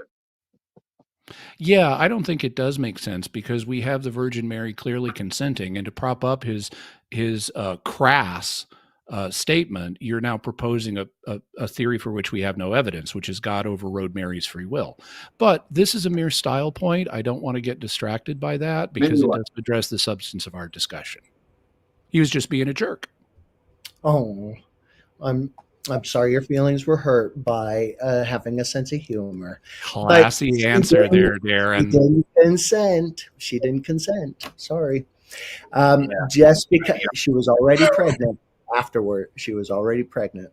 So now I do have one thing to ask. I mean, I know that people are switching between Christianities. I know you were a Presbyterian minister, became Catholic. No. I was a Presbyterian. I was on a ministerial track, but I became a Catholic first. I was close enough. Do I have to be precise there, or not? No, I was just answering your question. All right. But I used to, be a minister in the Protestant faith, and I never really gave any serious credence to any of the Marian miracles, because it kind of leads credence to the idea that the other ideas that go with it, like she's immaculately conceived, and she's to be prayed to. You can pray to Mary, and maybe she can get to Jesus, which sounds ludicrous to someone like me, even now. But I never gave much credence to these Marian miracles, and so I would think that you're trying to convince atheists, non-believers in general, of Marian miracles is even harder to do when you can't even create people within their own house, the house of Christianity. Can I just say, John, that I am actually not a Catholic nor Orthodox. I'm a non-denominational Christian. So a lot of people are quite surprised when I defend stuff like this. Tell me more about that. I also find it, just to chime in with you, Caleb, I find it highly ironic, and I think the audience will be entertained by this. I, the Catholic, made my case on the Bible. You, the Protestant, made your case on Marian miracles and apparitions. I think that's ecumenism in action. That go team ecumenism. Wow. Okay. Yeah. That's pretty funny. No, but that is good. Well, I mean, it's also interesting because you have people like Jacqueline Duffin, right, who's one of the top scholars on looking at canonization miracles about saints interceding and healing people, and she's an atheist, and she's not converted to Catholicism, but she's at least saying, well, at least there's something here, and it's weird, and I just withhold judgment, which I think is a respectful position. But I am sympathetic because I do have my own theological convictions for not wanting certain things to be true or holding off on making inferences, right? So I understand where that's coming from, but I also think that one can say that, if God is going to be doing, if we're granting these are supernatural, some of them are supernatural, that if God is going to be doing these, it does seem rather strange that he would be deliberately provoking people to have false theology, encouraging them to do pilgrimages and stuff like that, to have it to where people think they're praying to Mary and all this stuff for the sake of it. When if he wanted to simply heal people, he wouldn't have to do it at a certain site with Marian significance. He could do it, or he could only do it in a particular denomination. So I feel like those inferences are kind of locked in with the context, and it's hard for me to separate that. Did we have? I try to look over it all. Anyone can chime in if they want, because I'm looking through some of these. I would like to get more of Darren's perspective on like why he thinks that there's this disconnect between these sort of Marian miracles, apparitions, and the truth of the virgin birth. So Darren, if you could just kind of come back on that, share some more thoughts and explain where the disconnect is happening. I mean, it's a clever way of testing a theory, testing an apologetic, but it really just doesn't hold any water. You can't take one event today and say this demonstrates something in the past, or can add credibility to something in the past. Even if I were to grant you, let's say Mary is really the Queen of Heaven and she comes down, she very well could say, Jimmy, you misunderstood. You completely misinterpreted the story in Matthew. It's not meant to be historicity. It's meant to be an allegory. There was no virgin birth. That's perfectly plausible. And why I bring that up is because that kind of demonstrates there is no actual functional relationship or correlation between the two. We can have ghost sightings all day long. It doesn't mean that something in the ancient past actually occurred, or that your interpretation of a story about something in the past actually is correct. Does that make sense? It does. I mean, it is possible to misinterpret something, but simply saying you're misinterpreting this does not provide any evidence that a misinterpretation has occurred. In fact, regarding the historicity of the infancy narratives, and specifically of the virgin birth, this is something we have abundant evidence for in the New Testament and in other early Christian documents, including other ones in the first century. The Ascension of Isaiah, for example, which was written in about the year AD 67, between the martyrdom of Peter and the suicide of Nero, it is very explicit about the virgin birth. And it's clearly based on independent traditions other than those found in the Gospels and other than those reflected in Paul. And consequently, we see a widespread belief in the virgin birth in first century Christianity, both inside and outside the New Testament, within just a few years of the crucifixion. And this was consistently interpreted in a historical sense, that this really happened. So that's not just my conclusion, that's the conclusion of biblical scholars, regardless of whether they're believing Christians or not, they concluded, yeah, the early Christians believed Jesus was really born of a virgin. It's the conclusion of the vast majority of people who've read the Gospels and other early Christian literature. So if you want to say, oh, well, this has been misinterpreted, it's some kind of metaphor, you can say that, but you need to give me some kind of evidence to show why the interpretation is wrong. Merely asserting it is not enough. I need to see some evidence for that. Well, I can see why. As well, just because you're asserting it. Of course, the ancient people interpreted it literally. They also thought Jupiter and Mars came down in human form and did those things as well. That is the worldview of ancient superstitious people. Yeah, and I wouldn't say with regard to pagans who believe Jupiter and Mars came down, I wouldn't say that, oh, those pagans were engaging in some kind of metaphor. I'd say, yeah, they believe Jupiter and Mars really came down. So, so you haven't justified a metaphor claim here. And likewise, they didn't know any better about stars and planets, and they didn't know anything about genetics and what would be required of a virgin birth, and they didn't know anything about the census, those people who were considering that. I mean, after all, sure they did. Well, no, I mean, it's like they had to pay taxes to the Romans. They knew about censuses. Well, I know that, but that's it. The census was always about taxes. That's what they did. They went to find it. Yeah, that's what my research. I mean, it's always had to do with who can we tax and why, and what do they know. So they didn't have a lot of means to investigate some of the tales and the stories that were told in the virgin birth and narratives. So no wonder they believed it. And they concluded that if Jesus was risen from the dead, that therefore how did he get into the earth? That's he must have come by virtue of a virgin birth. That's the real reason why the story of the virgin birth is in there. It's not because of any evidence. It's because, well, if Jesus rose from the dead and therefore he must have come here by reason of a virgin birth. Okay, so, Jimmy, let's get Caleb. Let's get Caleb to respond.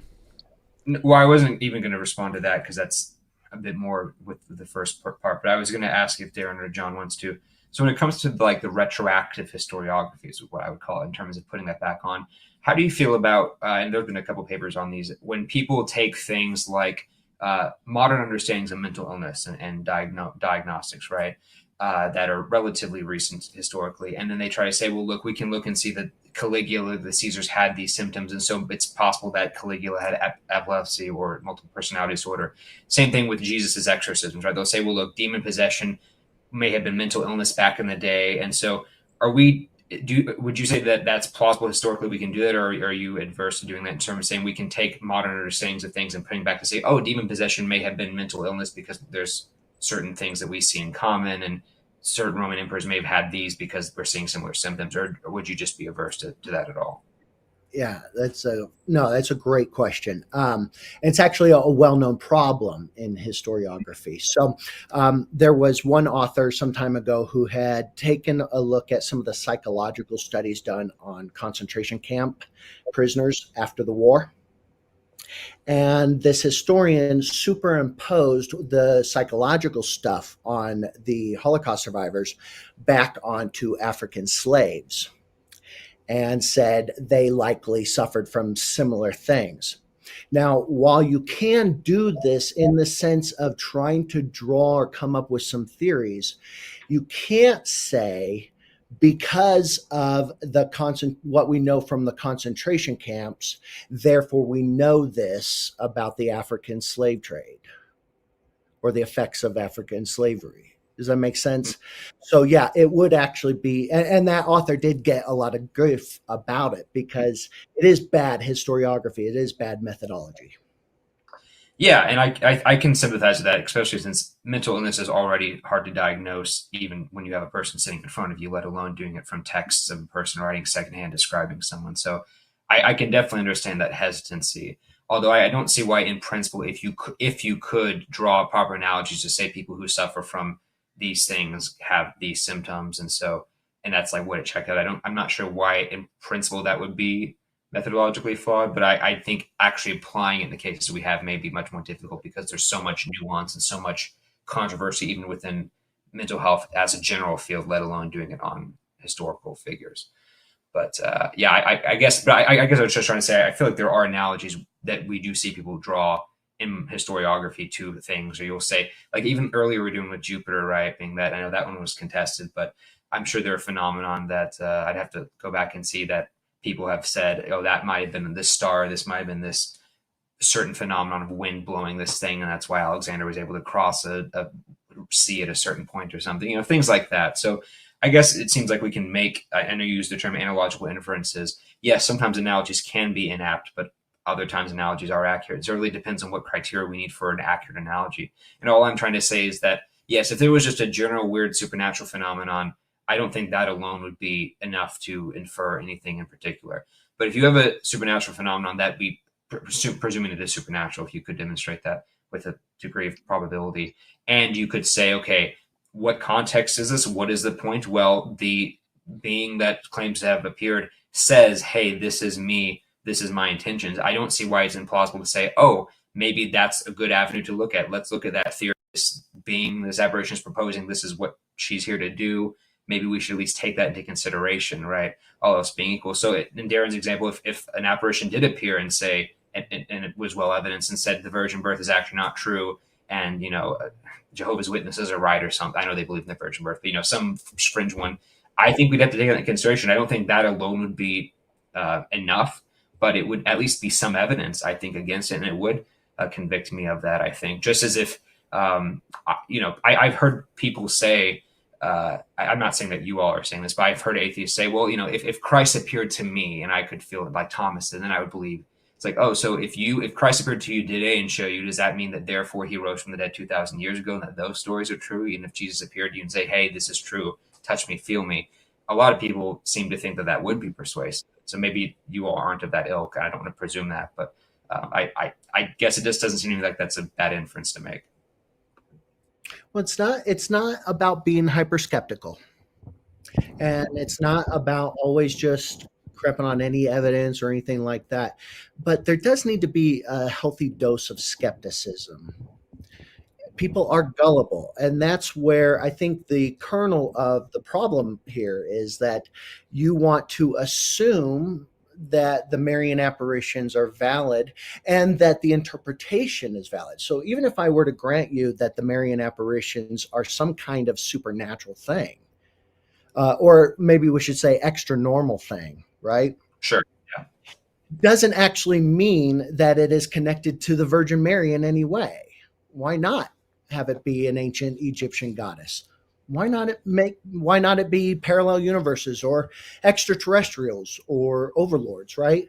I have an answer to that question. Well, let's let Darren finish his thought. Yeah, sure. Yeah. It's the interpretation that I think starts to unravel. Go for it. But hold on, just before Jimmy goes, but if the being tells you, hey, this is the interpretation, like in Lourdes, I am the Immaculate Conception, I am this, would that not at least push the needle a little bit into thinking that? I know you said it could be a deceptive spirit, right? And that would be something we'd have to look at, but is that not at least a de facto kind of default one of saying, okay, this is what this being is saying it is? Maybe we could look at that hypothesis. Yeah, and these are hypotheses, right? And they need to be tested, and that's what is not happening. And you choose a hypothesis based off of what is internally coherent, consistent with known facts, and has the best explanatory power.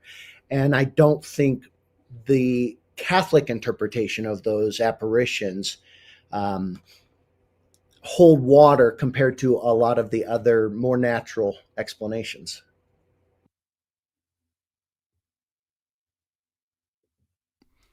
Jimmy, would you like to come in, or Caleb, do you have any follow-up? As to the question of how do we know whether it's Mary or Isis on the top of a Christian church in Egypt, I would recommend a principle from philosophy known as phenomenal conservatism. Phenomenal conservatism is the principle that the appearances need to be taken at face value until such time as evidence emerges that they should be taken in a different sense. This is actually a fundamental principle of rational thinking. It doesn't hold the appearances as absolutes, but it does say you need to start with how something appears until you get evidence it should be taken another way. So, for example, if you come home and there's a woman there who appears to be your wife, you should assume it's your wife until such time as you get evidence that it's actually an evil twin who has knocked out your wife and tied her up in the closet. It would be paranoid to come home and see someone who in every way appears to be your wife and just say, oh, how do I know that's not an evil twin that I don't have any evidence for? So we need to start with the appearances of how things seem and then revise that as we get evidence to the contrary. So if you see what appears to be the Virgin Mary appearing on top of a church, as opposed to what appears to be Isis appearing on the top of an ancient Egyptian temple, I would assume it's the Virgin Mary until such time as I get evidence that it's Isis or someone else. Same way, if someone says, hi, my name is Bob Smith, I'm going to assume that person is Bob Smith until I get evidence that they were lying.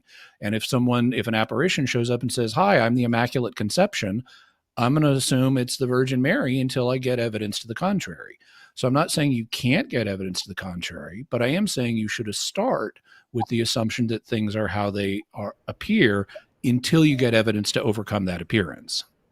And just to add on to that, Jimmy, real fast, sorry, is that I would also just point out, because what you said was correct in terms of the thing, that you probably know this as well, Jimmy, that when the church was originally built I think it was in the 20s, Ibrahim had a vision or a dream in which he claimed the Virgin Mary appeared to him saying, hey, don't build a hotel here, build a church here, and I'll reward the miracle. So we have in the context as well someone who built the building in which these phenomenon occurred, saying, hey, the Virgin Mary appeared to me and said that she was going to do something, and then we see weird stuff happening after that, right? So you could, of course, look, the natural hypothesis is going to be, well, that creates social expectation. So we would have to look at that. I'm not saying that proves it, but within the context, that would be relevant. And you also don't see, because Mary is a very revered figure in Islam, right, which is what Egypt is the majority Muslim.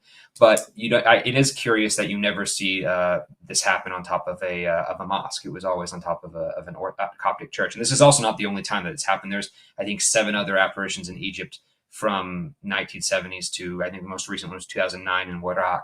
So it's a weird trend to see weird lights appearing on top of churches with power cut and so forth, and no projection device found, and people thinking it's the Virgin Mary routinely in Egypt, a country which believes and reveres Mary as having crossed through there to have Jesus during, the virgin birth and fleeing Herod. So I'll just point that out as well.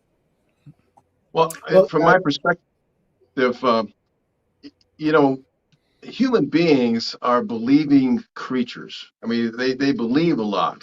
They don't really subject things to skepticism very often. They're made in such a way. I mean, they've evolved in such a way that it's better to believe, because you can stay within your tribal communities, and being in your tribal communities provides safety. So we have to develop the tools of skepticism. We have to maybe suffer from a scam artist, and all of a sudden it raises our awareness that we need to be more skeptical. But sometimes just by looking at and around and studying the world religions and the things that people are believing and have believed and will believe with no evidence at all for them, that it's something that we need to be concerned about when we discuss this issue. Now, just consider, for instance, Elvis still receives sightings. No, serious. Now, some of them might be just lies and just trying to make people laugh, but there are all kinds of things that people are believing. If you're a fan of something, if you really revere something or someone or some idea, there's a lot of people who will develop fantasies about them, and they will see things and hear things, and we have to be skeptical about these things. And I know that, Caleb, you want to be. You made a pretty good presentation there, no doubt, but it doesn't prove anything, like Darren is saying. It doesn't prove much about the texts of the New Testament, which I've shown didn't have any evidence for them. You can continue believing despite the evidence. And you can go back and look at my PowerPoint. I'll publish something on my blog, Debunking Christianity, which have links to all these kinds of things. But we have to be skeptical about these sorts of things, more than most people are. I would agree that we need to be skeptical in the sense of using critical thinking. We all need to do that. which is essentially a way of fighting confirmation bias. Confirmation bias is something that all human beings have, and we need to fight that, and that's important. By the way, since you mentioned your blog, I'll mention that I have material responding to your claims regarding the infancy narratives on my blog at jimmyakin.com/Bart, where I have a whole bunch of things that I wrote responding to Bart Ehrman on the reliability of the New Testament, and they cover the same ground. So I'd recommend that. But I do want to agree, find common ground where we can, that people need to be skeptical. They need to, in the sense of using critical thinking, they need to fight confirmation bias. One thing I would differ on, though, is you've made several statements about people having no evidence for something. And I find this is common among people who tend to come from a self-professed skeptical atheistic background. They'll frequently say people have no evidence for their religion, none at all.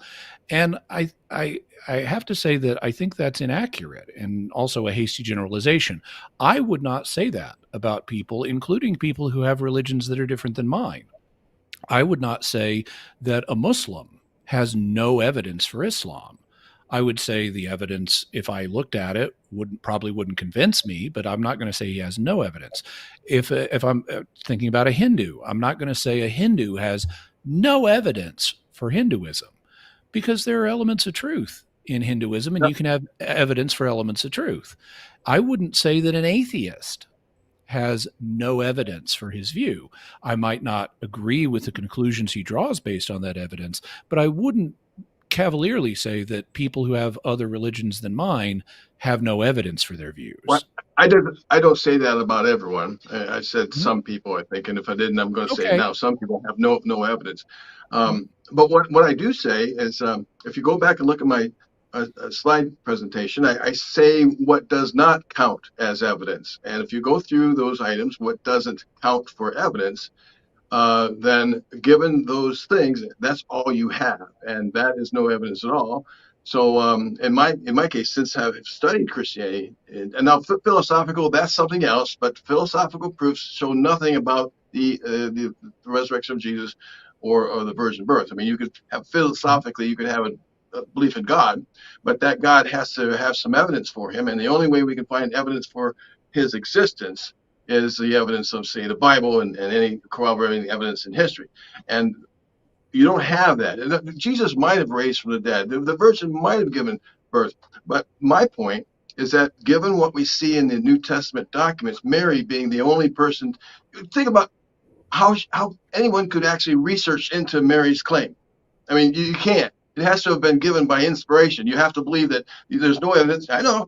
I'm giving you something, but see that what that is that's no evidence at all. An inspiration claim is no evidence at all. Just look at the prophets in the Old Testament, Joel and Jonah and others. They say the Lord came for me, or the Spirit talked to me, or being in the Spirit of God, I say this. There's two chapters in the book of Revelation, the second and the third, that were dictated to John the Revelator by God himself. Now, that's a claim to inspiration that I can't back up, I can't investigate. So inspiration isn't something we can see only if there's a corroborative evidence of what it claims. And what I've said in my presentation, and could easily elaborate on, is that what you think is evidence isn't evidence. Well, then we have a difference on what counts as evidence. And unfortunately, at this late stage in our discussion, we don't really have time to have a thorough discussion of what would or should count as evidence in a particular circumstance. You've clearly stated your position that you think that what I count as evidence, or what I might propose as evidence, wouldn't count in your view. So we have different views. But unfortunately, we don't really have time left in the discussion to try to adjudicate that and figure out who's right. So we'll have to agree to disagree on that. I don't think you can dispute what I put in the slide presentation as not being evidence. Well, I'd say that's your opinion, but I would dispute it. I think there are more kinds of evidence than you're giving credit to. You think a subjective feeling is evidence, or that second-hand, third-hand, fourth-hand testimony is that evidence? Yeah, second, third, and fourth-hand testimony is evidence. It's not as strong as first-hand testimony, but it is evidence. That's all we have on the virgin birth. Well, second-hand testimony at best. Isn't the question unless God is the primary author of the New Testament, in which case we have firsthand evidence because he was there. But the miracles are used as evidence that that God exists. And I'm saying that all you have is that kind of evidence. You can't show that the God of the philosophy is the God of the Bible, because in order to see that, you have to have some credible evidence in the Bible that God, in fact, did miracles that he says. And I have disputed that in many of my books. There's no evidence that like that. It is pretty circular. Let me address, Jimmy, you had mentioned the phenomenal conservatism and the way you had presented that analogy, coming home, seeing your wife, right? You assume that that's all the information that there is. And that's the problem. There isn't this massive void of information. We actually have a lot. So using your analogy, you come home, see somebody that looks like your wife, but you know that she does have an identical twin. Oh, and you know your wife died 5 years ago. So the other information does, in fact, inform us. When it comes to Marian apparitions and healing miracles and all this stuff, it isn't just, well, people saw Mary up on top of that church, therefore it must be Mary. How naive. We know so much about psychology and how we perceive things, what goes on in the brain that distort our perception of reality. So to think that it's just, well, my eyeballs saw Mary, therefore it must be Mary, there's more to it. There was more to it. Now, in your scenario where I know my wife has an evil twin and so forth, and I know my wife died 5 years ago, and in fact, my actual wife died 31 years ago. But in that situation, you've changed the circumstances. You haven't challenged the principle of phenomenal conservatism. All you've done is change the situation in which it's being applied. In the same way, I need to finish my point. In the same way, in the situation in Zaitoun, it wasn't just people looked up and saw a blob that looked like the Virgin Mary to them. And some of them did conclude that, but not all of them. There was other information in that situation, including various miracles of healing that happened when people prayed to her. They interacted with her. It was more than just visual sightings. So there was additional evidence, and it continued to appear to be the Virgin Mary based on the evidence that people had in their situation. So phenomenal conservatism is not challenged. If the information you have is consistent with the way things appear, you should stick with the way things appear. When you get evidence that they're not the way they appear, like this woman I'm seeing actually died 5 years ago, that's not consistent with what I'm seeing, well, then I should revise my opinion. But if the evidence is consistent in one direction, you should stick with the appearance. So I do need to mention before we move on, we are basically at time. So we've gone about 2 hours. So we have at this point a chance to wrap things up. We could go a little bit longer because we haven't had too many questions sent in so far. So that time that we were putting aside to do some Q&A with the audience, since we haven't got a whole lot of questions come in, we could just do sort of extend the debate a little bit, just talk a little bit longer, or we could transition at this point into some brief, off the top of your head closing statements that we could, and then we could sort of wrap things up. So I'm gonna leave it to you guys. Would you prefer to extend the debate, kind of wrap things up? What would you guys like to do? Are we excluding the possibility of taking questions from the listeners? Well, I did mention that. I did mention that earlier. We just haven't. I've been keeping an eye on the live chat. I just haven't seen a whole lot of questions come in. Now, having said that, we could start to get a whole bunch of questions come through. So that is a possibility, but it's up to you guys what you'd like to do. And if you're using questions, please address who it's for, unless you want to say it's for one side, because there's also 4 of us, and that could get kind of confusing.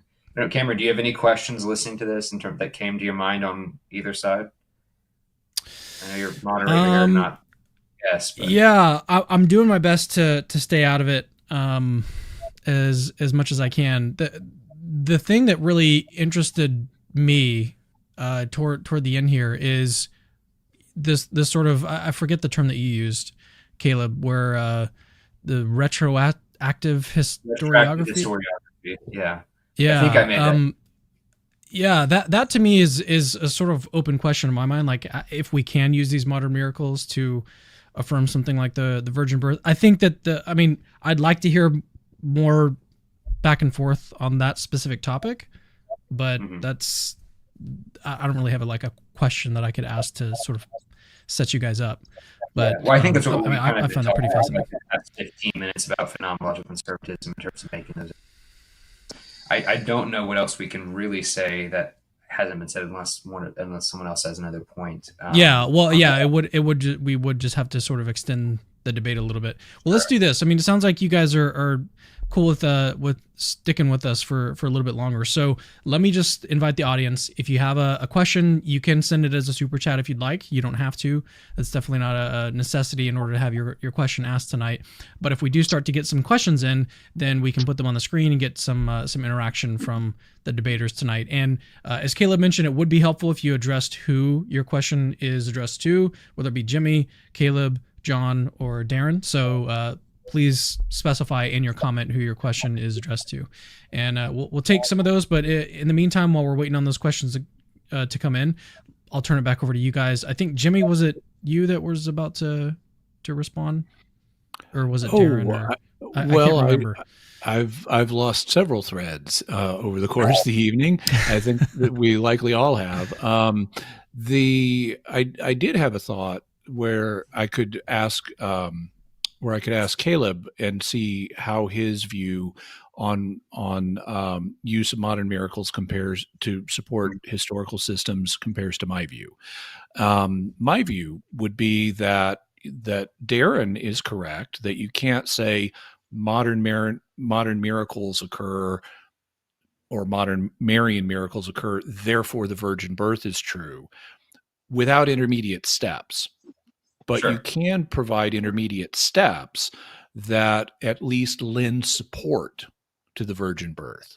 Because what you can say is modern miracles occur. They occur in a Christian context, and that provides evidence favoring Christianity. Now, it doesn't prove Christianity by itself. You'd have to look at other religions and what miracles they have too, but it at least provides evidence supporting Christianity. And one of the claims of Christianity is that the virgin birth occurred, and therefore, if you have evidence in the form of miracles that supports Christianity, and Christianity claims the virgin birth occurred, then transitively, that evidence would support the virgin birth in an indirect manner. So this is of justification, where you have different ideas that cohere with each. Jimmy, you cut out for a second, and it looks like your video is actually paused. Are you there? Uh-oh. We may have to just wait for him to come back. It looks like it might be a connection issue. We did actually have a super chat come in, but it's addressed to Jimmy. So, yeah, as these things tend to go. Well, let's do this. Okay, while we're waiting for Jimmy to come back, we do have a question for Darren. So let me put that one up on the screen here. Question for Darren: how is it not a fallacious analogy to hold more goes on in the brain when seeing Mary? When you said it was fallacious with Caleb's retroactive historical approach? Yeah, great question. So, because I'm not using an analogy here. An analogy is where you take two disparate things and say, yep, there's something similar. They're similar in one respect, so therefore maybe they're similar in other respects. The image, what we know about the brain, neuroscience, psychology, all that kind of stuff, is just simple, hard evidence that we have about how humans operate. So I'm not making a comparison. I'm saying this needs to be considered when we are talking about ghost sightings, alien sightings, or the millions of other miracles that are claimed all over the world for a whole bunch of different religions. We need to consider other factors first before we make the leap to, Mary came back. Can I just ask for clarification, though? Because I understand that, but I was under the presumption that in this dialogue we were granting, for the sake of argument, if we could demonstrate that these were likely supernatural, then inferring the specifics, like which God is it or something like that. But it seems like in this question, how do we infer it's supernatural? It could be hysteria, it could be cognitive biases and all these things, which I agree are an issue that would have to be addressed. But I had presumed, for the sake of discussion, we were assuming that all of that was addressed and we were just getting into the aspects of what kind of supernatural thing that is. Now, if Darren is saying that those cognitive roles still inhibit that inference as well, then I understand that, if that was his point. Yeah. Just to jump in on that, I would agree that with Darren and with Caleb, because I think they're on the same page regarding this, that naturalistic explanations have to be looked at first before you conclude that something is supernatural. I actually happen to be trained. I mean, I've taken classes in paranormal investigations, and I'm actually certified as a paranormal investigator. And one of the things that's hammered home when you're training in this field is make a list of every possible natural explanation and go through those first before you conclude that something is paranormal or supernatural. So I think that's actually a common principle that both Caleb and I would agree with, and I suspect that John and Darren would agree with, that natural explanations need to be considered, and they need to be considered first before you go to a more exotic interpretation of an event. Jimmy, I know Joe Nickel. You may he's a paranormal investigator as well. Good guy. Wrote a chapter for me on the Turin Shroud. But I heard him lecture too, and I remember he was saying simply, "I'm investigating these things, and sometimes I can conclude some things, and other times I have to say I don't know." So that also is an option for you, right? I mean, sometimes you just have to say, at what point do you cross over from the "I don't know" to "it must be a miracle"? I think that it's going to depend on the framework that you're coming from. If you are genuinely open to the idea of the miraculous, to drawing the conclusion something's miraculous, and you've eliminated every other explanation, then you don't really have a reason holding you back from saying, okay, therefore it must be a miracle. Whereas and Joe comes from, I appreciate Joe, I appreciate the work he does. I agree with him on quite a number of things, but Joe comes from a skeptical viewpoint of a type Joe Nickel, where he wouldn't be comfortable saying to his skeptical audience, I mean, he writes for the Skeptical Inquirer and so forth, saying, I encountered a real miracle. He's coming from a framework that kind of excludes the possibility of acknowledging something as a miracle. And so if he's eliminated every other possible explanation, he would tend to say, I don't know. And so I think it really depends on, are you open to identifying something as a miracle, or are you not open to identifying it as a miracle? And likewise with you, are you open to the possibility that the evidence, if there were any evidence of a miracle that you're investigating, if the evidence is no longer there or missing, or perhaps it got run over by a truck, or got thrown away in the trash, are you open to the fact that if I don't have if someone says a miracle happened in the year 1503, but all the documentation has been lost, well, then I'm not going to conclude a miracle happened in the year 1503 because I don't have any basis for it. I would distinguish that from the case of the virgin birth, where I mount a theological argument for the virgin birth. But I wouldn't hold up the virgin birth to you and say, here's a bunch of non-theological evidence for it. The evidence I offer for it is theological. I acknowledge that right up front. So if you don't count theological evidence for one reason or another as actual evidence, I understand why you don't believe in it. I think that doesn't affect the case I made if you don't look at the evidence I have to offer, but I understand why you would come to a different conclusion. Like I said in my opening slide, what you make of the virgin birth is going to depend on what perspective you're coming from. Okay, I'd like to, I know that we could probably go further on this, but I'd like to get to some more questions because we have had questions come in now. So cool. Let's get to some comments and questions from people. There was actually one there's a couple for Jimmy, but this one was sent in earlier from Mr. Greeny. He says, "What microphone, Jimmy? What microphone do you use, and would you be willing to give Darren one for Christmas?" It's an Audio-Technica microphone, and if I don't have access to Darren's stocking, but I'm not prepared to say no at this point. I don't know how shipping works with it being this close to Christmas. I will say though that before we went on air, I think John may need the new microphone because he was having some issues and he's on his phone now. So I think if it's probably fine. So yeah, he's actually using his phone, and that's the thing about phones is that they look great. So like your feed probably looks the best out of everyone's here, even though you're using your phone. Yeah. Let's move. Okay, so we did have a super chat come in from Drama Llama, and this one is a clarifying question for Jimmy. Did Jimmy say that miracles in other religions, such as Hinduism, could be true, or did I misunderstand what he said? Well, methodologically, I don't exclude a miracle is a wonder. It's something that exceeds what you would expect from nature, and there's no reason to think that miracles only occur in the context of Christianity. In fact, if you read the Bible, it talks about miracles occurring in other religious contexts. It may say they're lying wonders, they're lying miracles that are meant to mislead, but that doesn't mean they don't happen. Furthermore, I don't exclude the idea that the true God does miracles in other religions. He loves all of his children, and that includes all of us. So if someone in India is sick and dying and praying to Shiva to be healed, well, I don't think Shiva is the true God, but God loves that person, and God may heal that person.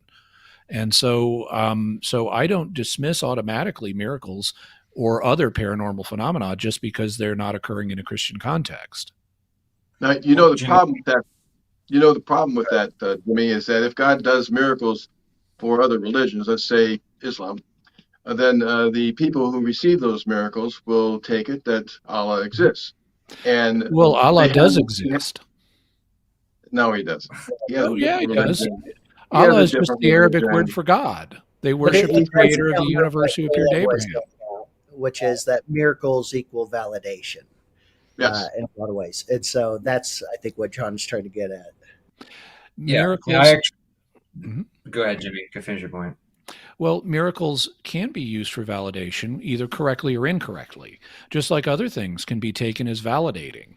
People can say, "Oh God, if it's your will that I become an atheist," or I won't use that one because that would actually create a self-contradiction. If it's your will that I become a janitor, let the sun come up tomorrow. And then the sun comes up tomorrow and someone says, it's a sign, I've been validated. Yeah, but that's bad reasoning. So miracles can, like any other phenomena, can play a validating role in an accurate way, and people can draw erroneous conclusions from them. So I was going to say, to push back on that a little bit, because I agree with some of that, but that does kind of stick a thorn into the case I was making, right, in terms of that. So in the presentation, I was rushing through it towards the end there, but I think the three main aspects I was looking at with the miracle claim are the quality of the evidence. And I would say that, generally speaking, the evidence for Christian miracles and particularly Marian claims are superior in terms of number of witnesses and documentation, medical stuff. And a lot of that is because the Western world simply has better documentation than in a lot of these countries like India and Sub-Saharan Africa. You're just not going to get proper documentation on like a medical level, unfortunately. So I understand there's a sampling bias there to an extent, but it is still a quality of evidence. And if God really, really wanted to vindicate another religion, I don't doubt that he could surpass that. So I would say quality is relevant in one way. And if you do have competing religious claims, my hypothesis would predict, and this is where I think it would be nice to get into models of prediction here, that if Christianity is true and you had competing miracles, that Christian miracles would win out. In other words, if a Christian missionary goes to India and there's an Indian guru, that the Christian missionary, if they're healing, let's say they're Pentecostal, that'll be more effective and draw more people to Christianity than it would be for the Hindu to draw people to Hinduism. So I do think there's also an element of conversion there and evangelism. And so miracles that are done primarily within groups that already believe it, if a guru is doing this for other Hindus who already accept it, I don't see that as really being vindication, because it's, why would God vindicate something that people already believe? I think that kind of vindication is something more for people who may not have the experiences of that. And God can provide healing through natural ways. He doesn't have to do it miraculously if that's the main goal. He can also provide inter feelings of peace and spirituality without having to do miracles. So I think the primary reason would be to do this wonder. And so under that model, if you could find sufficiently attested miracle claims in other religions that were comparable to that of Christianity, I think that would hinder my hypothesis, and I'm willing to say that would be a way to falsify it to an extent. Maybe Jimmy wouldn't agree with that. No, I agree with that. We're in agreement. Okay. This is not a new question, because in the ancient world there were miracle reports in different religious contexts, and so how did the authors of the Bible handle that? Well, they compared the miracles. So when you have Moses sent to Pharaoh's magicians duplicate the initial miracles that Moses does. And then Moses continues to perform other miracles that trump what the magicians of Pharaoh were able to do. And that provides evidence for Moses having the superior religion in this case. In the same way, when later on in the Old Testament, when you have Elijah versus the prophets of Baal, they have a miracle competition and to settle who is God. Is it Yahweh or is it Baal? And Elijah is able to produce, by invoking Yahweh, a more dramatic result than the prophets of Baal are able to. And so I agree, even though I don't exclude paranormal, supernatural, miraculous looking things happening in other religions, we need to, if we're in a situation of deciding between those religions, we need to see who's got the better miracles. And if someone else besides Christianity had better miracles, that would provide evidence that they are the ones who were in contact with the philosophically provable creator. So I do need to actually move us on to another question. John, I'm sure you've got other things that you'd like to say, but do you have something quick maybe that you could say? Yeah, I do. So do you believe that the Pharaoh's Egyptians, the magicians, they actually threw down their staves and made those staves crawl and snakes? Do you believe that miracle, that they actually did that miracle? I suspect that Pharaoh's magicians used trickery. That's not what the text said. The text can also be understood as giving a phenomenological report. Yeah. Read it. I have read it. All right. Let's move on then. Let's move on to another question. Actually, you know what? As I had the four of you up, let me put you all back up on the screen. I noticed to kind of break up the monotony, I wanted to ask you a question, John. I noticed you've got a piano behind you. Can you play the piano, or is that just a prop? No, that's my wife's piano. She teaches piano lessons. Okay. I was gonna. My instrument is a guitar, and I don't usually play that much. Okay, I was gonna say, like, it's bad practice to like have something in your background that you don't actually play, especially a musical instrument. I should hide everything in the background. Meanwhile, Darren should have his background turtle swimming in his giant bookshelf. So it's a lot of people have actually commented on Darren's aquarium back there, saying that it's actually pretty soothing. So, all right, let's move on to another question. This one is we actually have some really interesting questions. That's kind of why I want to push things along here. So from Ramada Driver, question: if we shouldn't evaluate the mental health of historical figures, why do skeptics accuse Paul of hallucinating without direct therapy records? That's a good question. I wish I would have asked that. I suppose this one is directed at maybe Darren. Yeah. Yeah, well, no good historian would do that. Now, it is true, counter-apologists do like to hypothesize these things, but we just simply don't have enough information to know the mental state of a lot of people. And we have to recognize that when people in the ancient world did, in fact, if they were orally communicating something, they're trying to present themselves in a particular light. So it may not be giving us the full picture of them. And when people are writing about others, again, it's heavily prejudiced and biased and trying to get the reader, the audience, to come to a certain conclusion about people. So, no, we shouldn't be making mental health claims as anything more than just theorizing. Caleb, any thoughts? No, I mean, I think it's a good analogy to draw in terms of if you're going to posit Paul having a guilt complex and hypnopompic hallucination, you are essentially incorporating that retroactive approach like people like Gerd Ludemann or Richard Carrier might do. But, Darren isn't, they're not a monolith. Darren doesn't have to agree with everything that every atheist historian has ever said. So I think Darren's at least being consistent in his view in that way. So, yeah. Okay, we have had a couple more super chats come in. We'll address these real quick. Looks like this one is a little bit too big for my screen. Oh, well. The question is, atheist debaters, if your sister had cancer that ate into her pelvis, which was attested to by doctors and scans, and then she went to Lourdes, pelvis regrown, would or should you, what should you conclude? John, why don't we get your thoughts here? Well, I wrote an essay, What Would Convince Me? I'll link to that. It would be we have to grant the hypothetical. And I would have to say I am going to have to question my views. But I'm not so sure that I could still adopt the God that we find in the Bible. He's pretty barbaric. He accepted child sacrifice. He was misogynistic. He required belief unto salvation, or you would be punished eternally somehow for it, including the virgin birth of Mary, which has no evidence for it. So I still have trouble believing, but it would certainly cause me to question. But that's a hypothetical. It's not going to happen.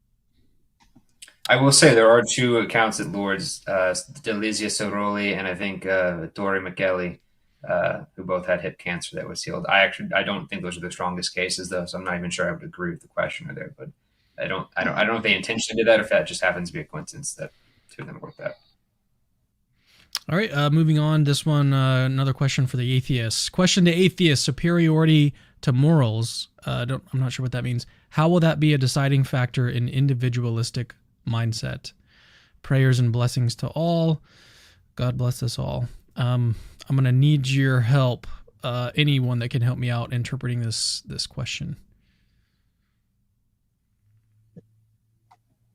Is he asking for like morality being subjective or objective with spirit and morals? It seems like it's sort of a tangential question to what the discussion was anyway. Yeah, that's true. It is sort of tangential. So, and that combined with the fact that it's a little bit difficult to interpret, we might just need to move on. I do appreciate you sending in super chat, Francis, but it's just we'll need to move on. All right, this one, another question. The atheists are popular here. With regards to miracles and legs growing out, haven't all our legs grown out, quote unquote, or can biological life be explained purely on naturalistic grounds? Is this a like fish growing legs, like evolution question? Is that what that's trying to imply? Yeah. I took it as all of us had legs grow out from the time we were a zygote.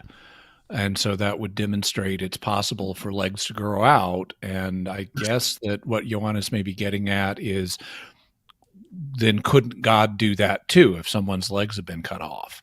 Well, we know he could, because we have examples of that in octopi, octopuses, and starfish and spiders.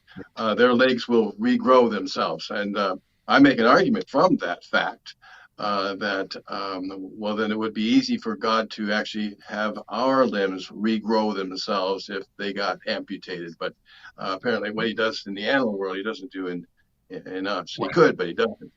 John, hold on. But are you saying that if someone was prayed for and their leg grew back, like let's say you're praying over the name Jesus Christ, leg instantly grew out and they were amputated, and you could verify that, would you then say, oh, that's interesting? Or would you say, well, lizards can grow tails back, people? I mean, the fact that you have enough amputees, you're bound to get at least one through some weird circumstance that grows a leg out. The coincidence of prayer. I mean, like, I'm generally asking, what would your reaction be? Because I can't tell based on you precluded too. The thing about that is that if that's how the world was created to be by a creator God, we wouldn't know any different. We simply wouldn't know any different. They just naturally regrow. And perhaps there might be some kind of biological reason for it, like you find in octopuses and spiders and starfish. So I wouldn't think much of it if it actually was that case. And it would be a better world too. If the only case that happened was when it happened immediately after someone praying for them in the name of Jesus, would that do anything in terms of relevance, or are you saying we just can't draw that analogy? Well, I'd say the same thing I said earlier about if I saw a miracle. I mean, it caused me to question, but I still would have a hard time believing in that kind of God, the barbaric one actually in the Bible. So if the leg comes back and on the leg there's a tattoo that says, "Hello, John, believe in me," sign Jesus Christ. I have a whole essay. I'm just trying to push you to see how much it would do. But I have a whole essay on what would convince me, and yes, I can be convinced. But God, okay. But in order to do that, my conclusion is that history would have to be changed. We have a barbaric Bible. We have a Bible that requires belief, even though you don't have evidence. That we have a history of violence in the church, which God could have had a different revelation and condemned it from the get-go. And what he didn't condemn, he could have stopped it by simply taking a criminal or would-be criminal and putting them in jail, some kind of jail somewhere. That's what we do.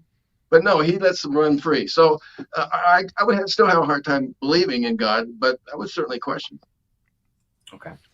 Okay, let's move on. We've got another super chat that was sent in, and I think this might be our last one just because we've gone about 2.5 hours at this point, and that's about how much time we budgeted. So Addison Weir says, how do the atheists distinguish between a God of the gaps argument and a successful argument for theism that they can't answer? Again, this one might be a little bit tangential, so feel free to... we don't have to really address this too in depth, but if either of you have any thoughts, feel free to share. Some time ago I had seen a meme and it said something like, if God is all powerful, if God is all knowing, then he should know what it would take to convince me. And if God is all powerful, he should be able to do it. And if God is all loving, then he should want to convince me. And I remember that resonating with me so much because it isn't this, a moving of the goalposts or anything like that. I have made it fairly clear to God, myself, and others. These are the things that would convince me. And it should be really easy for God to do, but he comes up short every time. And now I'm left with the explanation. Why doesn't he do it versus why he would to somebody else? And the best explanation, for me at least, is that he just doesn't exist. Otherwise, we have a God that, is criminal, is maniacal, is hyper selective in who he favors and loves. So just to respond to that, I understand, John and Darren, that y'all have a particular understanding of God that as being cruel and barbaric and things like that. And this understanding has a history in Christianity. It is not universal among Christians. And so the question that you posed, Darren, about, well, if God, why doesn't God, if he loves me, why doesn't he tell me or show me what I need in order to believe? And if I don't, I'm going to go to hell. Well, that's essentially a subcase of the problem of evil. It's specifically an intellectual version of the problem of evil. Why don't I have the evil is being deprived of this evidence that would convince me? And so the solutions that apply to the problem of evil in general also apply here. We don't have time because of how late it is right now to go through them. But in principle, I would just quickly say that God would not allow this evil unless he was going to bring a greater good out of it. And God will not hold you accountable for things that are not your fault. So if you're not a believer through no fault of your own, he's not going to hold you accountable for things that are not your fault. That's a different understanding than the fundamentalist conception of God that says, absolutely everyone who's not an explicit Christian is going to burn in hell. But it is a position that's common among Christians, including among Catholics. It's actually the official teaching of the Catholic Church. So if you're ever thinking about religious options, you might consider that. I'd also just say that I believe if they wanted to plug it in, John has an anthology on Problem of Evil, and I know Darren has an essay in that about misotheism, right? So, maybe they just want to point to that as a response. It's the title of it is God and Horrendous Suffering. All right, let's do this. Let's move to some closing statements, and I think I've got a way that we can do this quickly because we have been going for quite a while now. So I want to pick a representative from each group to give a closing statement, and I think we should go with the people that are on the thumbnail. So Jimmy, you can be the Christian representative, and then John, you can be the atheist representative, and just share some closing thoughts. I mean, this is going to be off the cuff. I didn't ask you guys to prepare any closing remarks or anything, so feel free to summarize your thoughts so far about the debate, and then just any closing thoughts, and take about, if you can, about 2 minutes. We'll try to keep it short, and let's start with Jimmy though. Okay.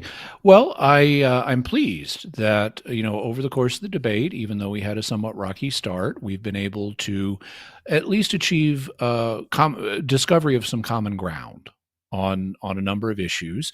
We're not as far apart as it might have appeared at the beginning of the debate, but we do have differences.